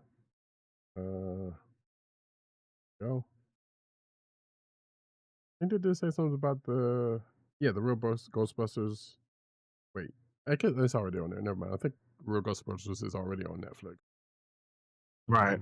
It Right. has Okay. been, and has been for a good year now or something. I can't remember, but either way, yeah, that's the thing.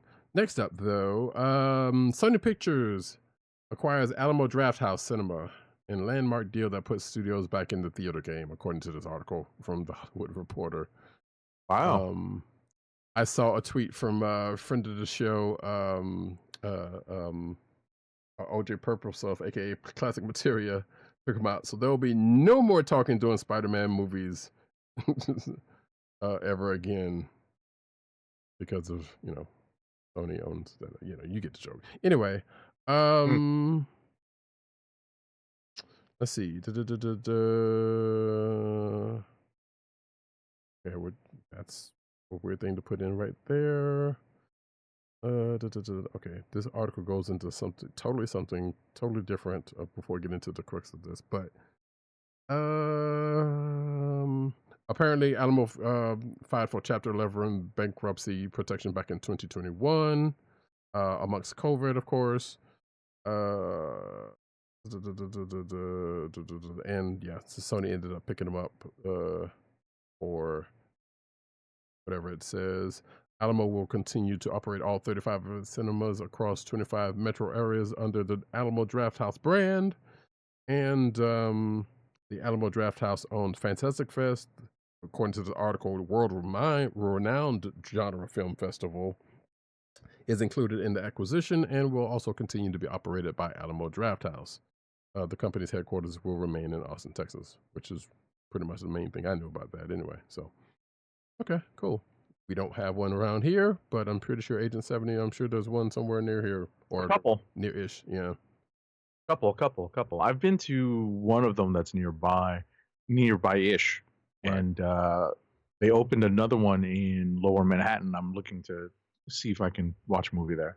Right. I almost went to go see the Haikyuu movie there. Nice. I know since the hubbub about Alamo Drafthouse, had gotten a lot bigger since people started getting known about it, to where other theaters kind of adopted some of their principles. Right. Like the seating and, not necessarily the ordering at the seat type of business, but, certain aspects around it, like, hey, you can get a beer at some major theaters now. And the seats are way better than they were. So, Cool. Anyway, next up. Alrighty. I think this is me, right? Yeah. Alrighty. The first tales of the TMNT trailer reveal an August 9th release. So this is the spin-off from Mutant Mayhem, and it's going to debut August 9th with a 12-episode run on Paramount Plus, which I do not subscribe to. From the looks of things, it's definitely looks like the 3D animated movie that it is spinning off of. Yeah. Whoops. Come on. There we go. Power Ranger series no longer moving forward at Netflix. Hasbro to redevelop with a new partner. So apparently, I'm not sure. Well, this is official, not official, I guess you could say, but there was a Power Rangers series that was going to be ran by Daisy and the Six co-executive producer veteran and Supernatural story editor Jenny Klein as a showrunner, working in collaboration with, according to this article, Power Rangers franchise overlord Jonathan Entwistle, a name I have never heard of in relation to the Power Rangers. So that's gone. Hasbro Entertainment is exploring new creative directions for the series. And according to this article, there's rumors to be a new partner for going forward with that. So we'll see if anything comes up with that or nothing comes of it. Next up. All right. Paul Giamatti boards Star Trek Starfleet Academy. He's joined the cast of the upcoming Paramount Plus, which I still don't subscribe to, original series Star Trek Starfleet Academy in a recurring role. He will play the season 1 villain, a man with an ominous past connected to one of the cadets. Okay. Saw somebody make a joke about it. And if anybody orders Merlot, he's going to fight him. Which, yeah, if you know what movie that's in reference of, good on you. Paramount's rumored merger with Skydance is off, apparently, according to a report from the Hollywood Reporter. Let's see. So yeah, I guess Paramount either is or is not trying to get Paramount TV Plus bought off to some folks. We're not sure, but regardless, the two companies couldn't reach mutually acceptable terms, quote unquote, for its deal with Skydance Media. Okay, next up. Move Over Barbie, another classic childhood toy, is being turned into a movie, and it's got a big action director behind it. So apparently a Matchbox car movie is on its way as per Deadline. So Sam Hargrave has closed the deal to helm a live action movie based on Mattel's iconic real world toy vehicle line Matchbox. Hargrave is best known for directing the Extraction franchise starring Chris Hemsworth on Netflix. Okay. Oh, okay. Which I don't think, has that second one come out yet? I think it has. Anyway, you know what? I was thinking probably Hot Wheels. I think I watched both of them. I think I did. I'm not sure. I know I watched the first one, and I'm certain I have not watched the second one yet. But I think it is out by now. But anyway, I was thinking, you know what? Hot Wheels. I guess this is Hot Wheels. I mean, this is Matchbox beating Hot Wheels to the punch. But at the same time, if I'm not mistaken, they're both owned by the same company. Exactly. So it doesn't really matter. Like, why pick Matchbox over Hot Wheels at this point? What was that? What was the thing behind that? But I'm also thinking way too much over the thinking they probably put into this movie. It does not have a release date yet. It does not. So that's just a funny thing to see and say. You know what? 8-70, take this next one. Apple teases new seasons of both Severance and Silo. Yay! So I'm glad to hear that Apple opened up WWDC 2024 with a sizzle reel detailing its upcoming lineup for Apple TV Plus. So notably, the trailer gave the first looks at the second seasons of both Severance and Silo. So yeah, I'm looking forward to Severance. I have not watched Silo, but you never know. You know, I might pick that up. But Severance is an excellent watch. Mm-hmm. Let's see. Next up, Ian McKellen has heard Gandalf will appear in the next Lord of the Rings films, but he isn't sure if he's playing him. So, yeah, he's got no script. No, matter of fact, I think I'm going to. No, you'll take this next one. So yeah, we do know there's a new movie coming out, which we'll talk about in a second. But speaking with the Times, Sir Ian McKellen says that he's heard the rumors, but he's not been given any offer or anything. In fact, I believe it was the same article that said like, yeah, he would be down to play. He's jokingly replied that he'd be up for a return if he's still alive. Basically, I mean, the man's 85 years old. Don't get me wrong, still looks good, but you know, he is 85 years old, and you know, things happen. Hopefully not, but it was a joke. But I don't think it was that much of a joke as how he may have intended it. Because let's talk reality here, folks. We are losing folks left and right. Yeah. But yeah, that's that. Next up.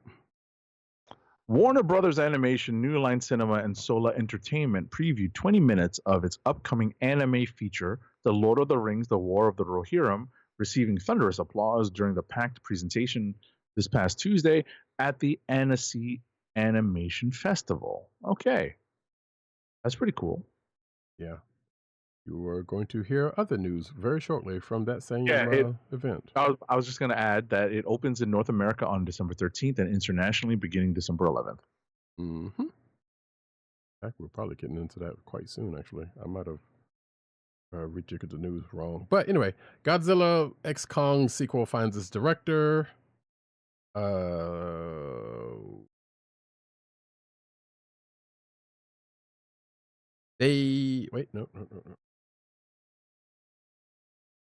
Dave Callahan is writing. Got you. Okay.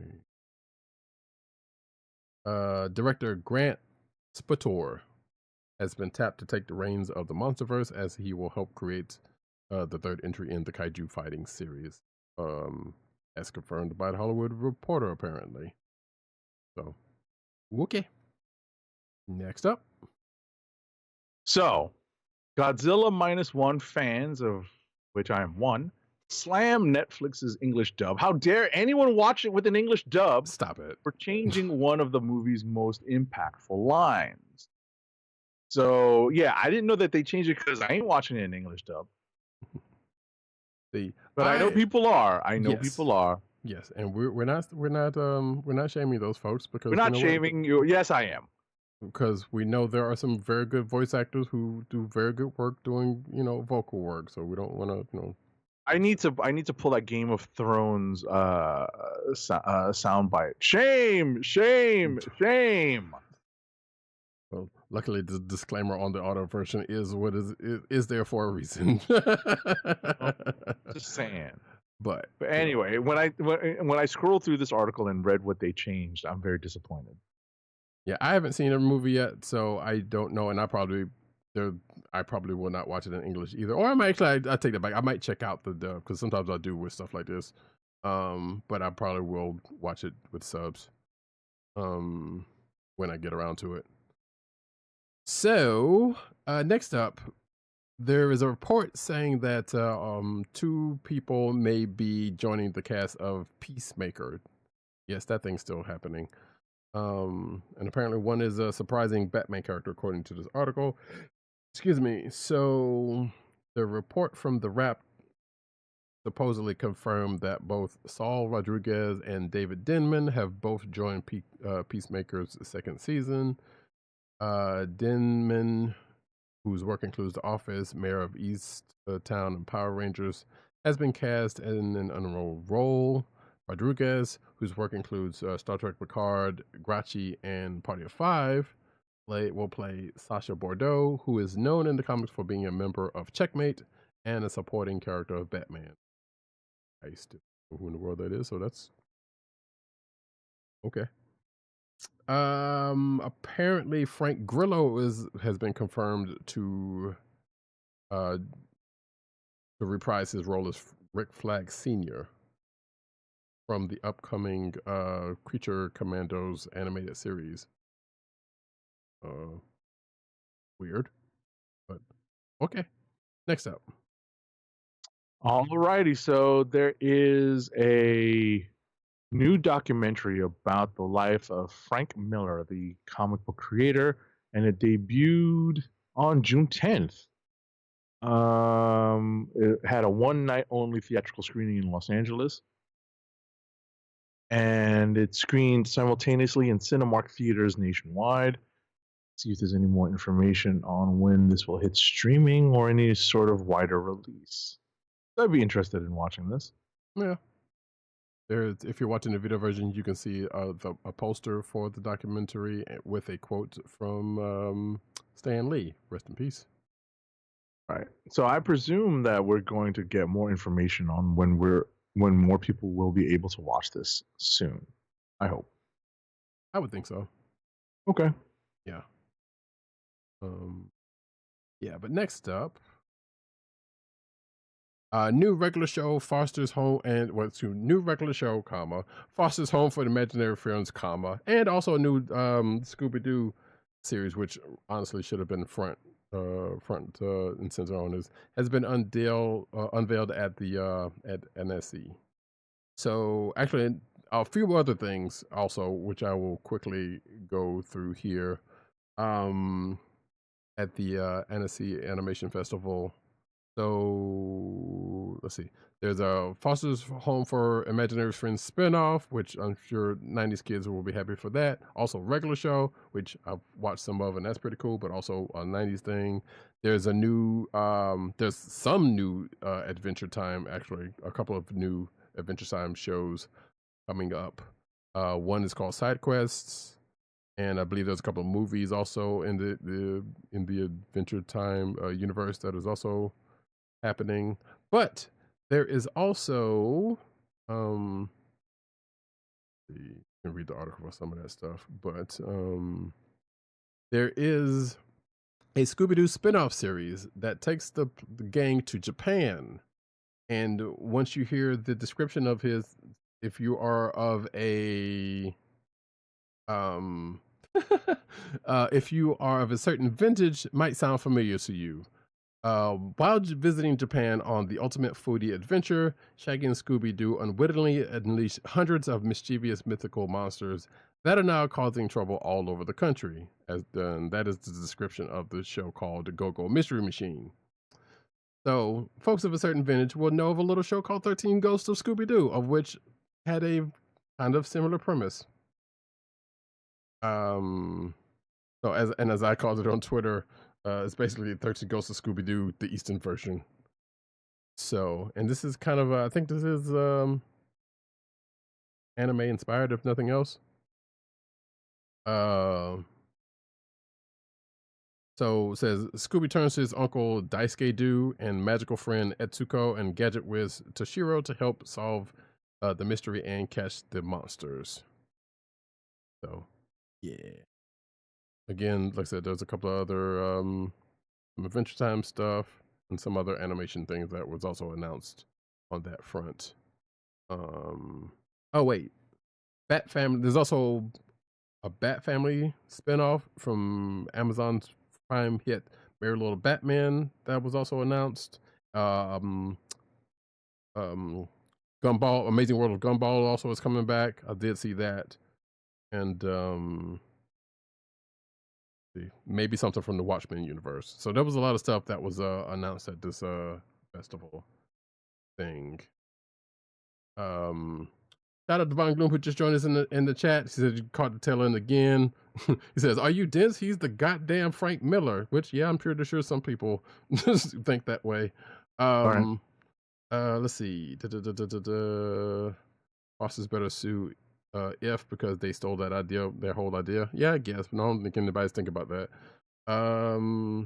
It can't be as bad as Velma. I have not watched that. You're a better person than I am. And Von Gloom is still on that symbiotic Titan bandwagon that says they need to bring that back. Oh, he also said he'll give Go-Go Mr. Machine a spot. Thank you for coming in, by the way, Von Gloom. Yes, thank you. appreciate you coming through as always, even though you claim to be late, but hey, we start late sometimes. Next up, though, Suicide Squad Isekai release date has been revealed, and it's going to stream on Max and Hulu here in the United States. So it's going to see DC's craziest villains attempt to liberate a fantasy kingdom, and it's going to premiere on the streamers on June 27th. Interesting. That's soon. yes, which by the You way can watch the first 3 episodes. Yeah, which by the way puts us in the anime corner. Alrighty.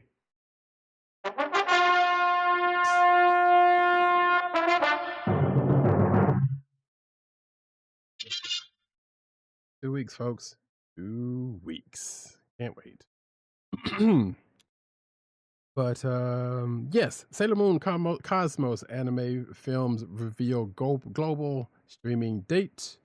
The final Sailor Moon chapter will be available in August, according to this Crunchyroll article. And will stream on Netflix worldwide on August 22nd, to be specific. They've revealed it through on their Next on Netflix presentation. So yeah, according to this article, Sailor Moon Cosmos adapts the final battle, quote unquote, of the Shadow Galactica arc, not the Battlestar Galactica arc from the original manga series, previously adapted as the last arc of the original Sailor Moon anime titled Sailor Moon, Sailor Stars. The first film was released June 9th, 2023, and the second followed on June 30th, 2023 in Japan. So, yeah, Sailor Moon fans, rejoice. Next up. One Piece is kicking off the 25th anniversary celebration of its anime this year, and it has shared a special video taking fans down memory lane. So it's a special promo video from Toei Animation, and the catalogs all 25 years of the anime from the events of, wow, that's a long time. Yeah, and it's long time, a lot of a lot of shows. 1,000+ episodes. Yes, indeed. Bungalow says, "Why is Clay Freeze Michael Jackson?" So stop. Also, quiet time at the gig. Understood. What, you still working nights, huh? I mean, the graveyard shift. That's been there, bruh. Been there. But yeah, look, I know some One Piece fans, so this is not nothing knocking against them, but that's a lot. That is, I don't, can't do it. Sorry. Anyway, One Punch Man season 3 anime unveils Fubuki hero visual. So after spotlighting Saitama, King, and Genos over the last few months, the official website and accounts for the One Punch Man. Why did I say One Piece? Because of that last damn story. One Punch Man anime turned their mind into eloquent Esper Fubuki for season 3 latest hero visual. If you're watching the video version, you can see said visuals. Illustrated by character designer Ryosuke Shirakawa. So there you go. There's the visual right there. And do we have a date on when season 3? We do not. So yeah, they're still pushing along to it, I guess. Next up. Japan hopes to quadruple anime's overseas market by 2033. Okay. So this daring goal was laid out by Japan's federal government as one committee posted the strategy of Cool Japan. Okay. The campaign has been tapped for several years now, revised its goals and timelines this summer in light of anime's global rise. Okay. You know what? This is a very, I think, attainable goal. Yeah, exactly. When I read this, I said the exact same thing. Because even though we did have that story about the yo-ho-ho-ness going on with anime and manga, look, they still making money. So as I just said, definitely attainable. Okay, before we go into the next one, let me do this. Go. Let's see. Neon Genesis Evangelion anime studio Gainax, which this is bad news coming out of that last article. But hey, Studio Gainax goes bankrupt. So, yeah, the Japanese anime studio behind legendary series Neo Genesis Evangelion's gone bankrupt following years of financial mishaps. As reported by Automaton, Gainax announced on June 7th, 2024, that an application for bankruptcy filed on May 29th, 2024 has been accepted by the Tokyo District Court. The studio is now defunct, though the Gainax trademark is now owned by fellow anime creator Studio Kara. And then this article just goes on into basically restating the fact that they were the ones who made Evangelion and Gurren Lagann, which is one that I've been meaning to go back and finish, actually. So it says here that the studio filed for bankruptcy because former executives treated it like this is this article saying this, mind you, treated it like their private property since around 2012, according to a notice on Gainax's website. Financial and management issues have been at most integral part of the studio's history, however, with several high-profile incidents throughout the years. That is always a sad thing to hear. And apparently, signs of struggle date back to 1992, 8 years after its 1984 founding, when a sequel to its most successful release to date, Royal Space Force: The Wings Hayamis, was canceled due to production issues. So apparently, yeah, that studio's been having some issues for quite a while, which is, again, sad to hear about. Next up, My Hero Academia, Your Next, releases official character posters. This is a movie, Your Next. It's going to premiere on August 2nd in Japan. This is the anime's fourth movie, and the posters involve not All Might, but Dark Might, and two other new characters. One being Giulio Gandini and Anna Servino. Okay. We'll see what happens. indeed. Von Gloom says in the chat, full vampire mode, and I'm sitting here like, I know if you intended to do that, but where were you earlier when we were talking about Blood Hunt? Because that would have been perfect around that time. It would have been timely, yes. Exactly. Next up, though, Demon Slayer gives Tanjiro some sweet revenge in season 4. I think this might be a speculation article that I probably might have intended to take out, but nevertheless, we're here. So the Hashira training arc showcases Sanami Shinazugawa and gave him a surprising reunion with his brother. But he and Tanjiro immediately came at odds. Are you up on? Last we talked about this, you said you were up on everything. You are up on Demon Slayer? Yes. At this point? Yeah. I am not, but you know what? By the time there's only 4 episodes. In terms of the anime, yes. In terms of the manga, no. Yeah, this is anime. So, but for those that not, I won't go any further because I think this article kind of goes into it, and it's just as well because it talks about what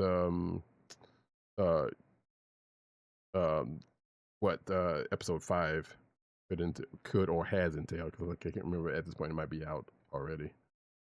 Right. So next up, Spy X Family or Spy Family Season 3 TV anime officially announced. No release date was announced at the time that this was reported, but they have announced that the next season is now officially in production. Okay.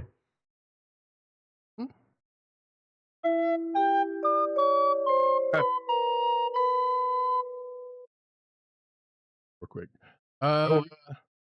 See. Hunter x Hunter creator posts come. Well, this is we're basically in the anime manga corner, so we'll use that as transition. Hunter x Hunter creator posts comeback update with new Gone art.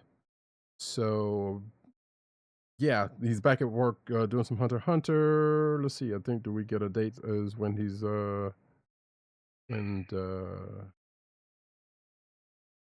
when we're actually going to get the next chapters?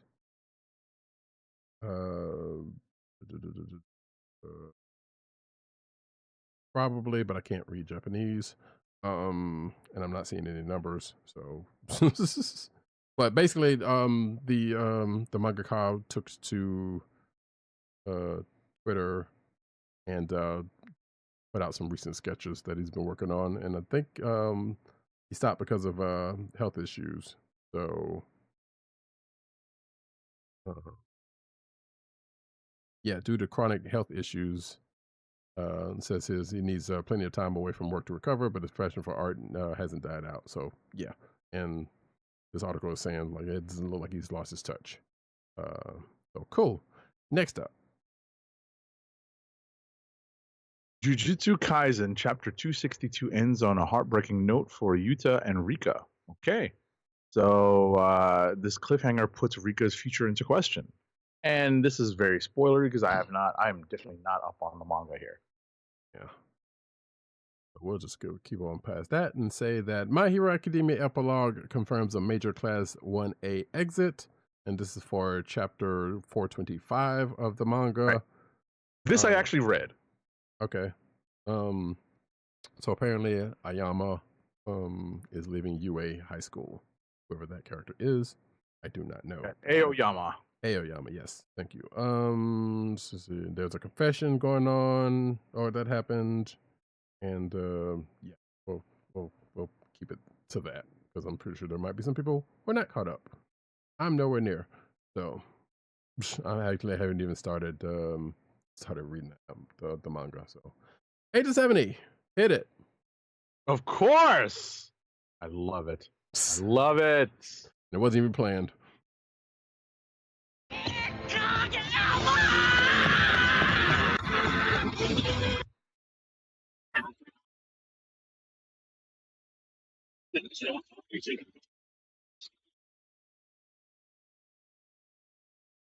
So, Haikyuu the Dumpster Battle inspires gym equipment, apparel, and more. So, apparently, if the Haikyuu the Dumpster Battle anime film has your blood pumping, you can get other things that are related to Haikyuu, not just the Uniqlo t-shirts that I've already gotten.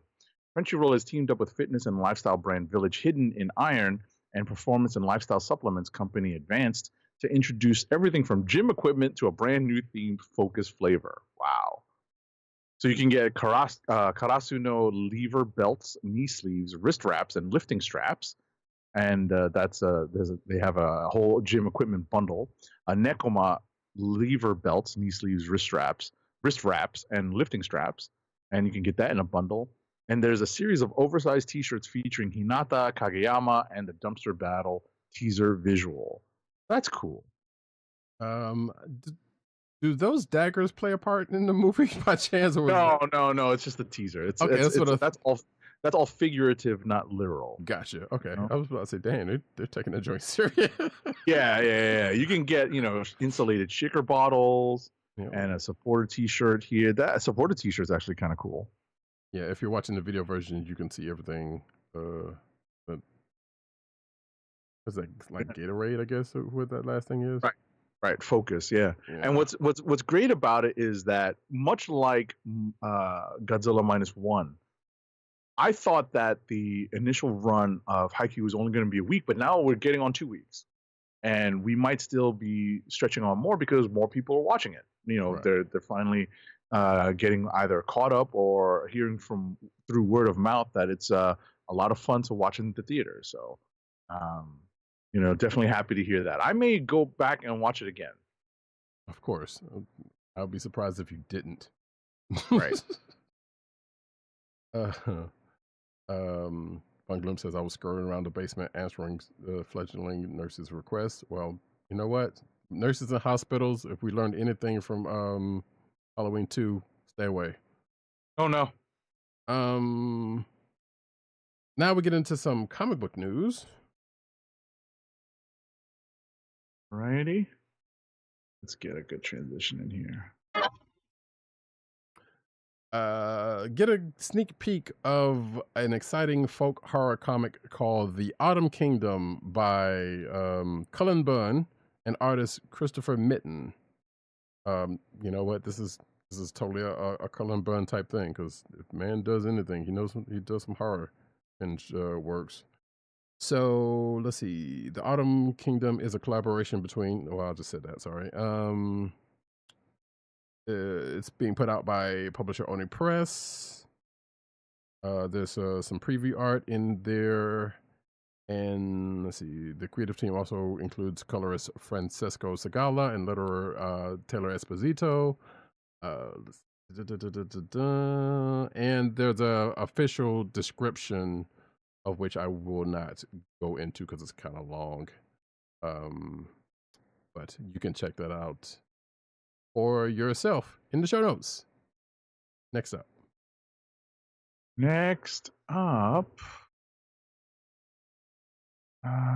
Let's see. The Moon is Following Us. See the latest epic from Transformers Daniel Warren Johnson. So The Moon is Following Us is written by Johnson with art by Martian Manhunter's Riley Rossmo. You can see the sideshow gallery in this article for an exclusive first look at the series.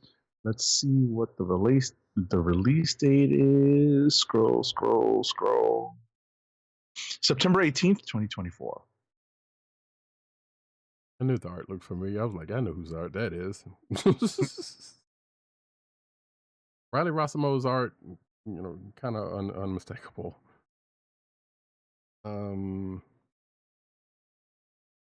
But wait, yeah, September 18th. So I don't know. So far, Daniel Warren Johnson has a couple of good things under his belt. Let's face it. Right. So I'm not sure. Actually, I didn't read the synopsis of it. I'm not going to because again, it's a little lengthy. Actually, not really. It says The Moon is Following Us revolves around a couple named Sam and Duncan Lamar. When their daughter is kidnapped by a mysterious force known as the Cascade, Sam and Duncan will fight alongside a group of magical beings to bring her back by any means. So there you go. That's pretty, pretty selfless, pretty easy to get into. I don't know. Might be something. Von Gloom says, wish that Warren Johnson was doing the art instead. Yeah, his man's got a lot on his plate at this point, so I can understand. Plus, as we've said about Transformers, doing art and writing at the same time, not easy. Can't be easy.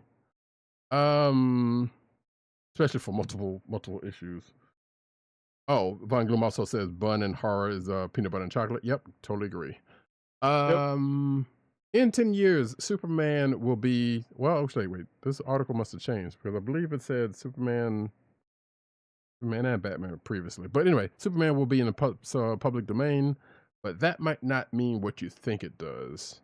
This article...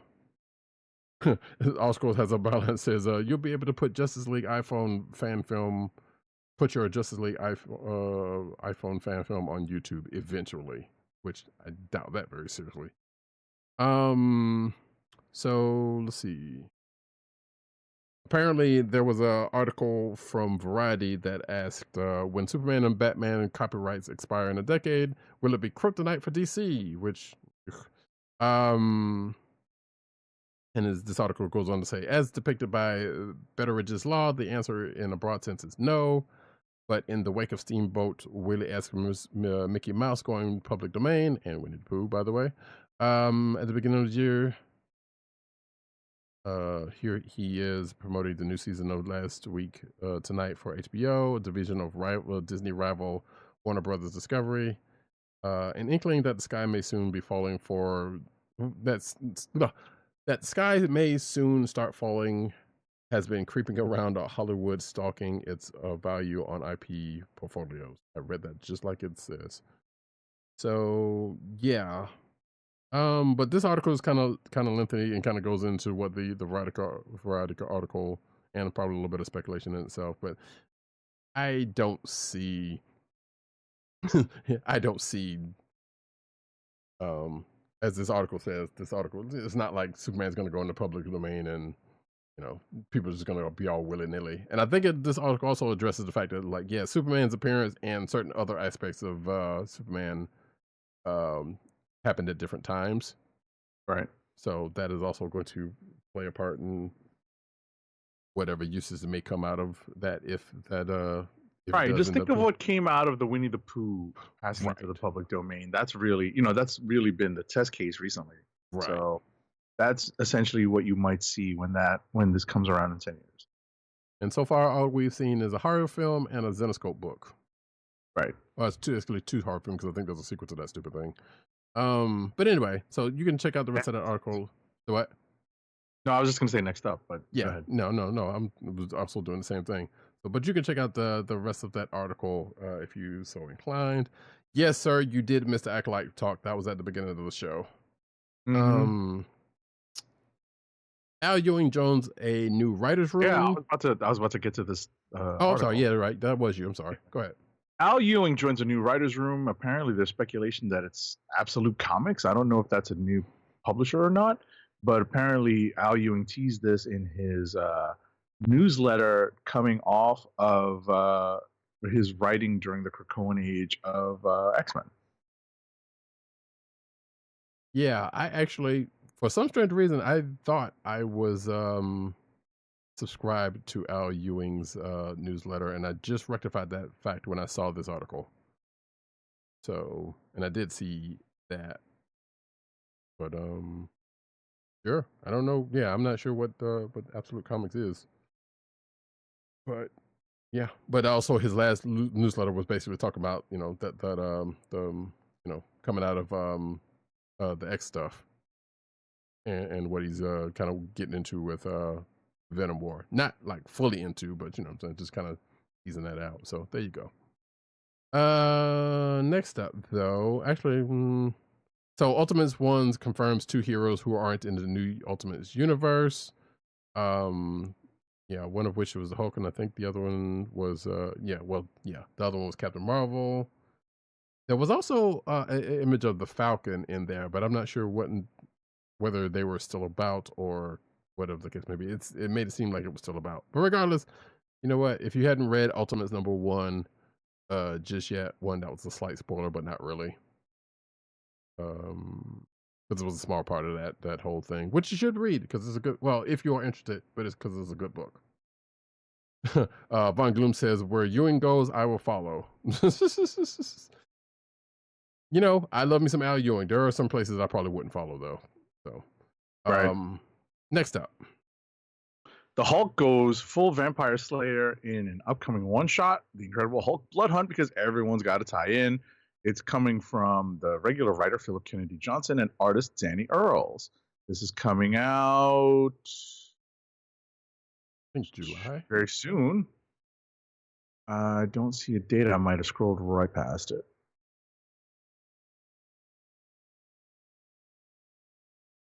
All right. Well, I don't see a date here in the article, but yeah, considering that we are more than halfway through Blood Hunt, it's coming up very soon. Yeah, we saw. I want to say we might have seen shades of this in that last Blood Hunters issue that I just read like yesterday or so. Because there was a Hulk thing, Right. that probably teased this. So, and it is on the checklist, so I guess not surprised. Hulk steak puny vampire. You wouldn't have to do that, but yes, that is a funny visual. Marvel celebrates 50 years of Deathlock by teasing his next story, and of course, it involves that of course was me. It involves Doctor Doom. So let's see. Marvel will celebrate the 50th anniversary of Deathlock in 2024 with a new one-shot. Excuse me, British folks. Highlighted the sci-fi anti-hero's past, present, and a hint at his future. Written by beloved writer Christopher Priest and upcomer Justina Ireland. Deathlock's 50th anniversary special #1 will feature art from several big-name artists, including Dale Eaglesham, Luke Ross, Matthew Waite, and classic Deathlock artist Dennis Cowan, who relaunched Deathlock in the early 90s. And it's all wrapped in a main cover by Ken Lashley, seen right here if you're watching the video version. So, Von Gloom asks, wasn't Luther Manning turned back into a regular human? I think so, but there's definitely been another Deathlock or 5,000 running around in the last few years, thanks to Jason Aaron and a couple other people actually. So, but yeah, this one shot will be focused on the original Deathlock Luther Manning. Apparently, according to this article, was introduced in 1974's Astonishing Tales 2025 by Deathlock's creator Rich Buckler and scripter Doug Munch.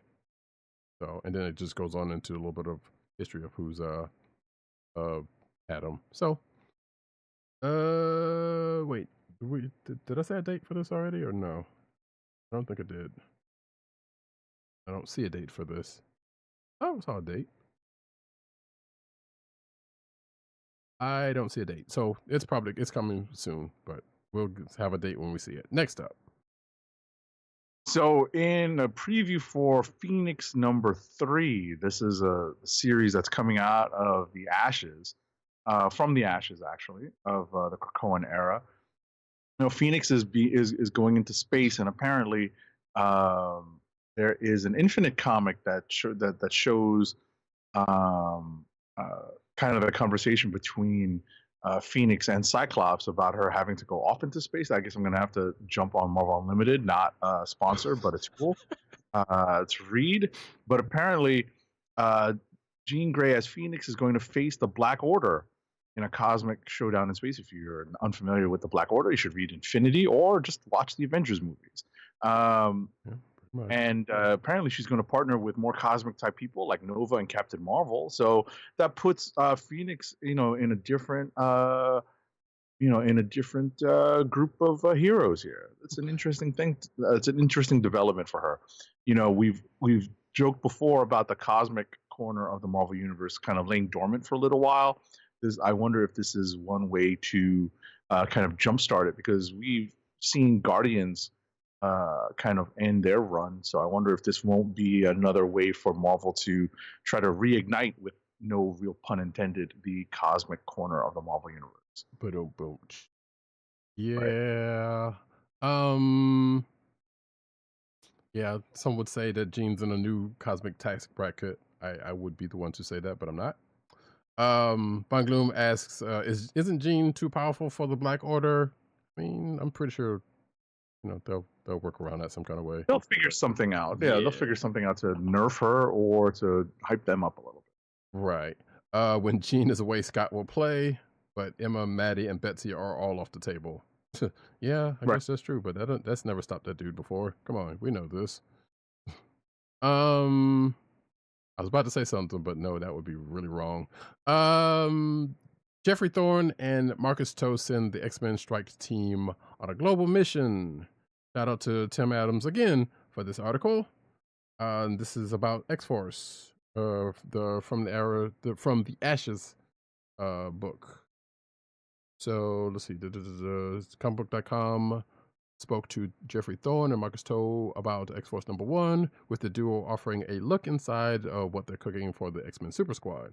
Thorne discussed how he selected the roster of X-Force, the threat Forge sees coming, continuing the story of Rachel Summers and Betsy Braddock, speaking of, as a couple, and more, while Toe talked about coming up with the design for X-Force's new costumes.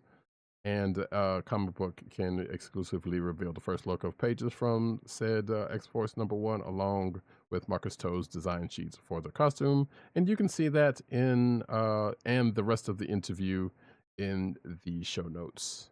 There you go. X-Force meets the Planetary. I guess I still have never read Planetary, so I'll take your word for that one. Next up. Spider-Man has new romantic options with a spectacular Spider-Lass. Oh yeah. So writer Scott Aukerman has been pushing Spider-Man to date in the Marvel Unlimited comic series, and it looks like a superhero Spider-Man looking character may be next in his sights. In the first 2 issues of the story, Unlimited Infinity comic number 39 and 40, Spider-Man has had bad luck with the date due to villains getting in the way, but it appears a new character has dropped into his lap that could be his next love interest. Okay. Spider-Lass, you know they'll be talking about her. Okay. She looks like Kate Bishop in a kind of a spider-ish costume. If you're watching the video version, you can see what I'm talking about. Yeah, definitely. So I have not read this this in Infinity comic, and just like it just said a little bit ago, I guess I'll have to hop on to Marvel Unlimited, just a source, not a sponsor, and check it out. From actually, what this is from a couple of days ago. So yeah, just dropped Spider-Man and Unlimited Infinity comic number 41. By the way, Von Gloom asks, "Is Black Cat busy?" No, they broke up issues a while ago, so that is not a thing anymore. Next up, City Moon. That was a whole other thing. That's a whole other thing. Right, and we don't know why they don't pick that up again, but you know, it was always kind of creepy to begin with, the whole pheromone thing. Yeah, a little bit. So, but next up, Marvel launches X-Men from the Shadows webtoon on Marvel Unlimited. June 5th, that's when it happened. And I guess, yeah, this is the one you were just talking about, I guess. But it is, let's see, a vertical scroll comic, of course, is an infinite comic designed to bridge the gap between the current X-Men continuity and the upcoming From the Ashes era. It is written by Alex Pagnadel and artist Diogenes.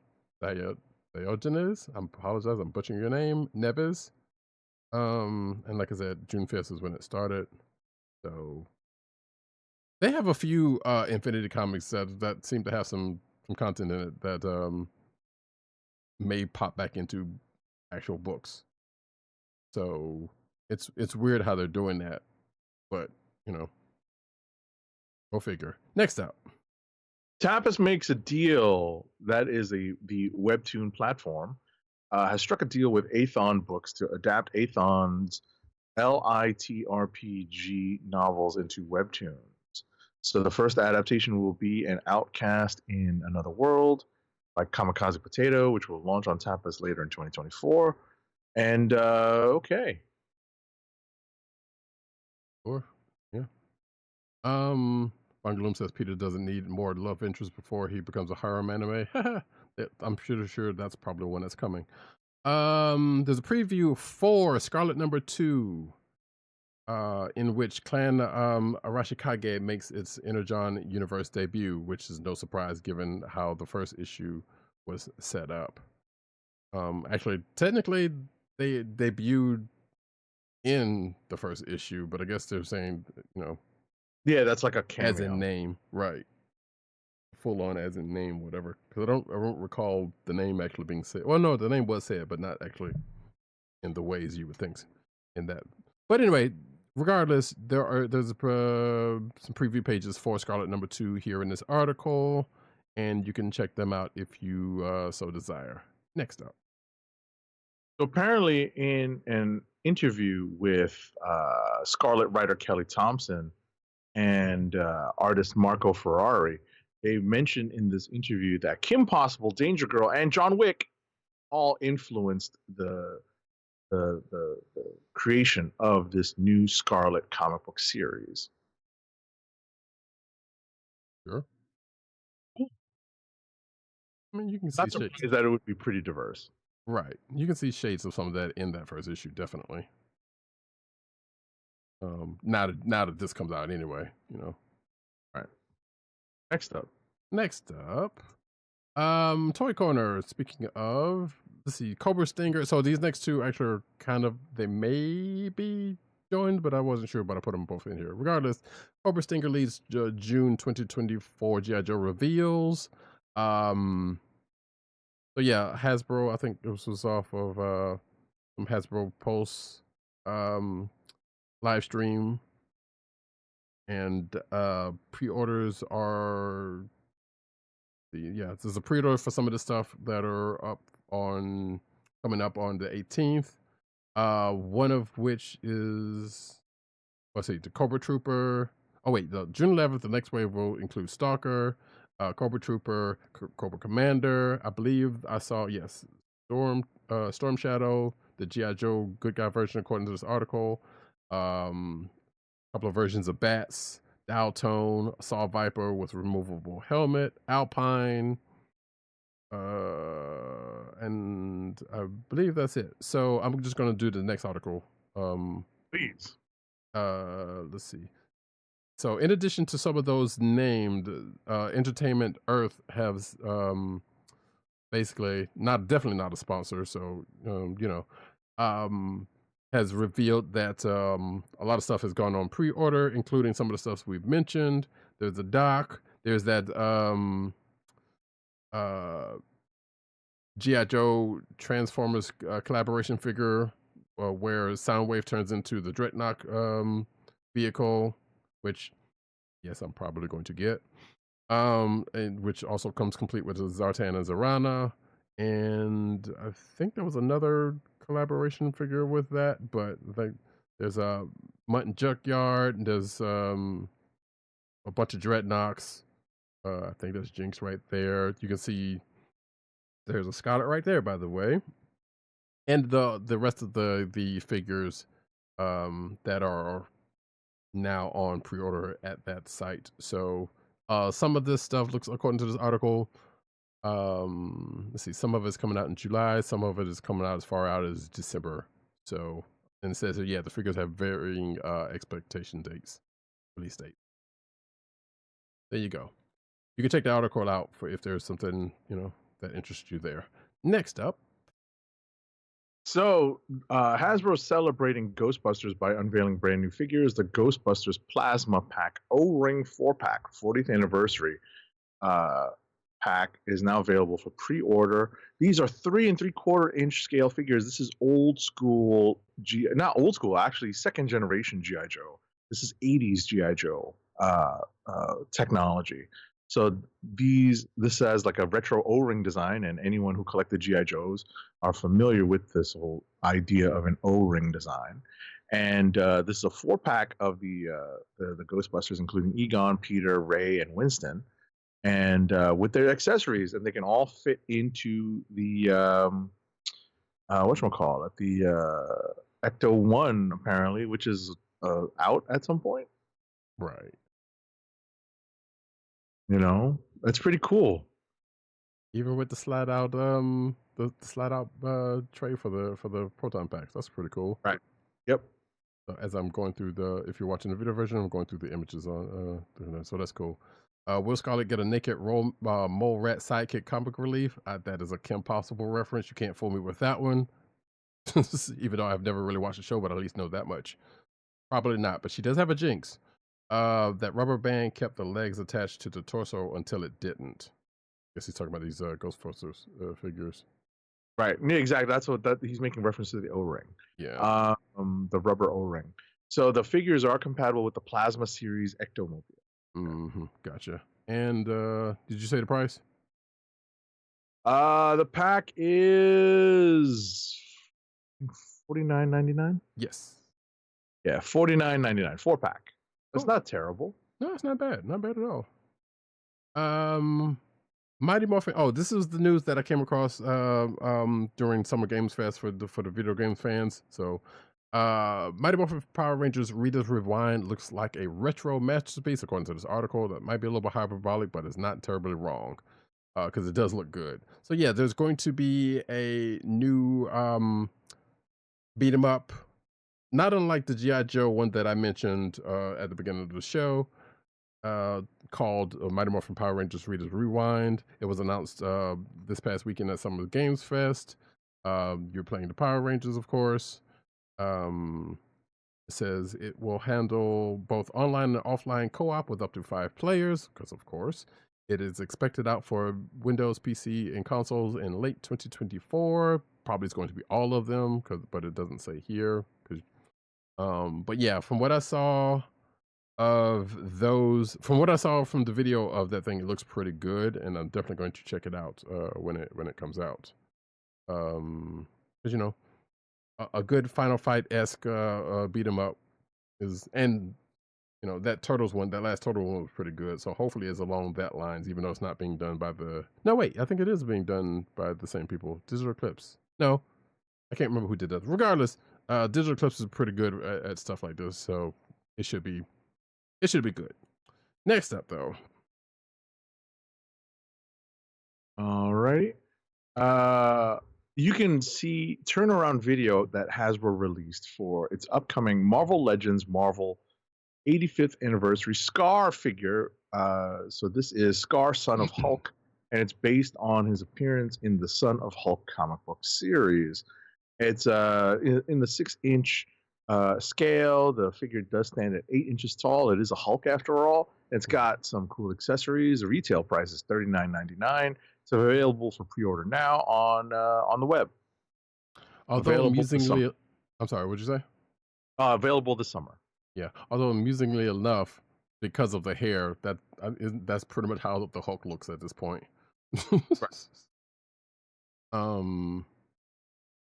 Von Gloom says, why don't they combine the Power Rangers and TMNT into a combined beat 'em up? Who's to say that's not coming at some point? Could be DLC for one of them. Who knows? Scar was dropped quicker than Daken. That's cold. Probably true. Next up, though, Suicide Squad killed the Justice League, lost Warner Brothers $200 million, which is $25 million more than the original 2016 movie cost to make, according to the article. Yeah.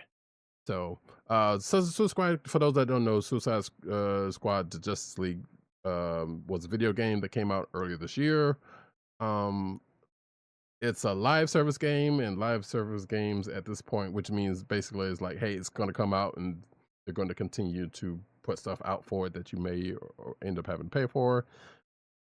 People have lost their taste for that kind of stuff because, one, they're live service games and people don't like to keep paying for stuff that's, that's one, probably not that great. Although I've heard mixed reviews on that one. So thought Killed the Justice League was good. Well, so like I said, I've heard good things about it. I've actually seen reports on it. I've seen people playing it, and it doesn't look that bad. But also, like I said, live service games being what they are at this point, people don't like messing with them. So a lot of people are like, I'll wait till it gets on Game Pass so I can pay it for quote unquote free. And not dealing with it. And I've also seen some people, like I said, mixed reviews. So I have not played it myself, so I can't not tell you. But according to this article, the staggering loss, according to a Bloomberg report, put into perspective during an earnings call in May, where Warner Brothers, quote, revealed it was taking a $200 million loss on Suicide Squad. So, and then it gives the context against the movie. And it says here the bad one, which I don't think either one of those Suicide movies were like great. So I don't know what this article is talking about there. One was slightly better than the other one, which is, I guess you could say the same thing about the G.I. Joe movies. Yeah, and WB is also going through some other issues because they're being greedy, as as Von Gloom kind of mentions also. Next up, though, I'll take this article because it's related. WB Games promises that Suicide Squad Killed the Justice League will, quote, complete its currently announced roadmap. So yeah, usually when a lot of these live service games come out, they got a kind of roadmap of things that they want to put out, and as far as DLC and whatnot for these games. And according to this article, they're saying, hey, it's gonna do that despite what that last article is suggesting.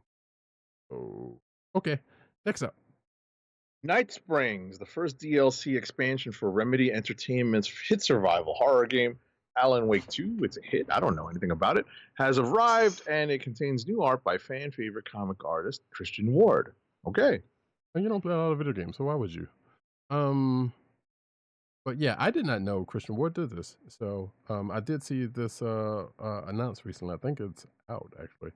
And speaking of Batman stuff, there for those who actually care, Starfield, the Bethesda game. Their mod stuff is out, and somebody put Batman in the game Starfield. So basically, there's a nice looking model of Batman that is roaming around the galaxy, doing Starfield / Bethesda stuff. So that's pretty funny. Last but not least, actually, you want to take this one? Give me a moment. And I will pull up this article. You're talking about Margot Robbie, Von Gloom, who played Harley Quinn. Yes. Right. So George Perez, who left us way too soon, recently had his birthday this past Sunday on June 9th. And what we found out is that let's see here.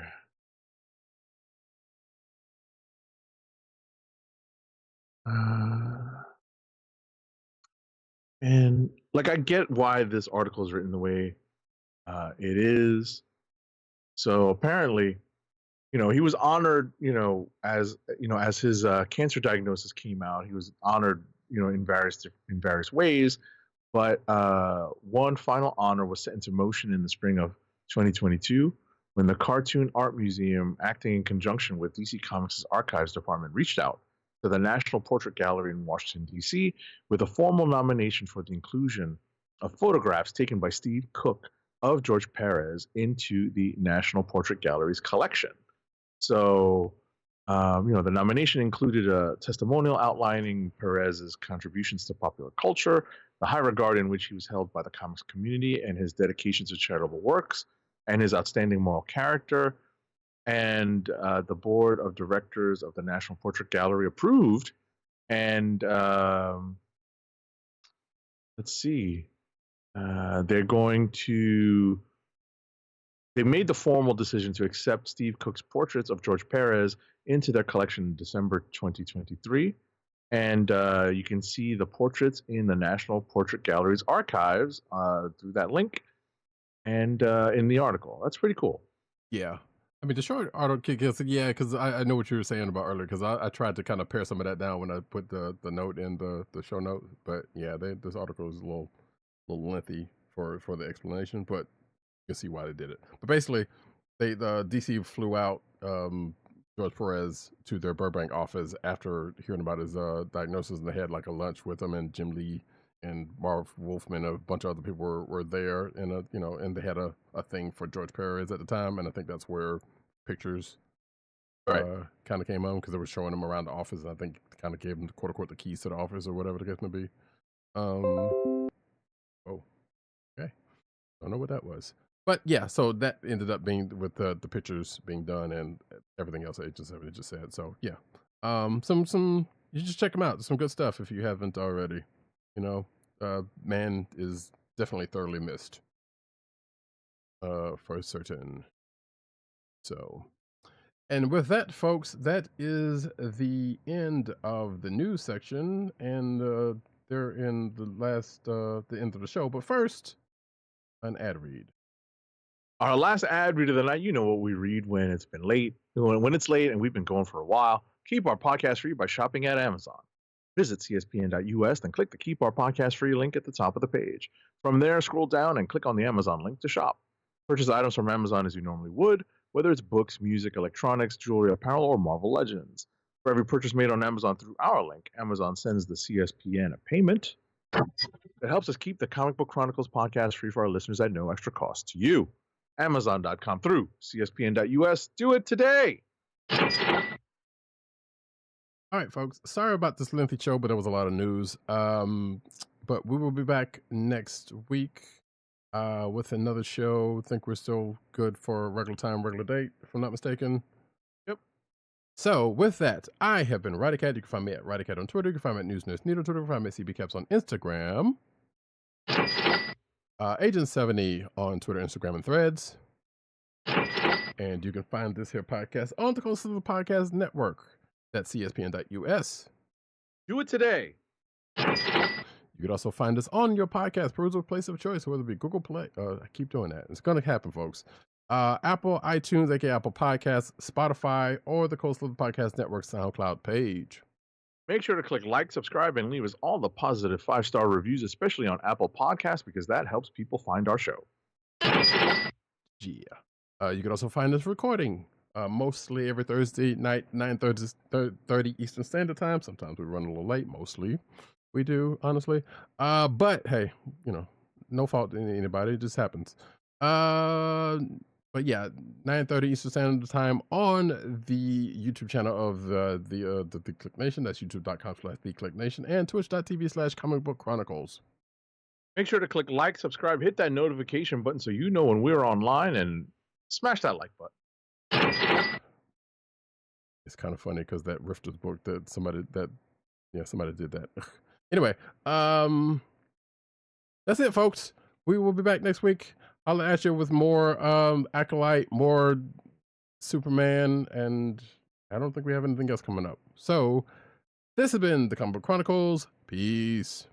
Peace. One. And knowing is half the battle.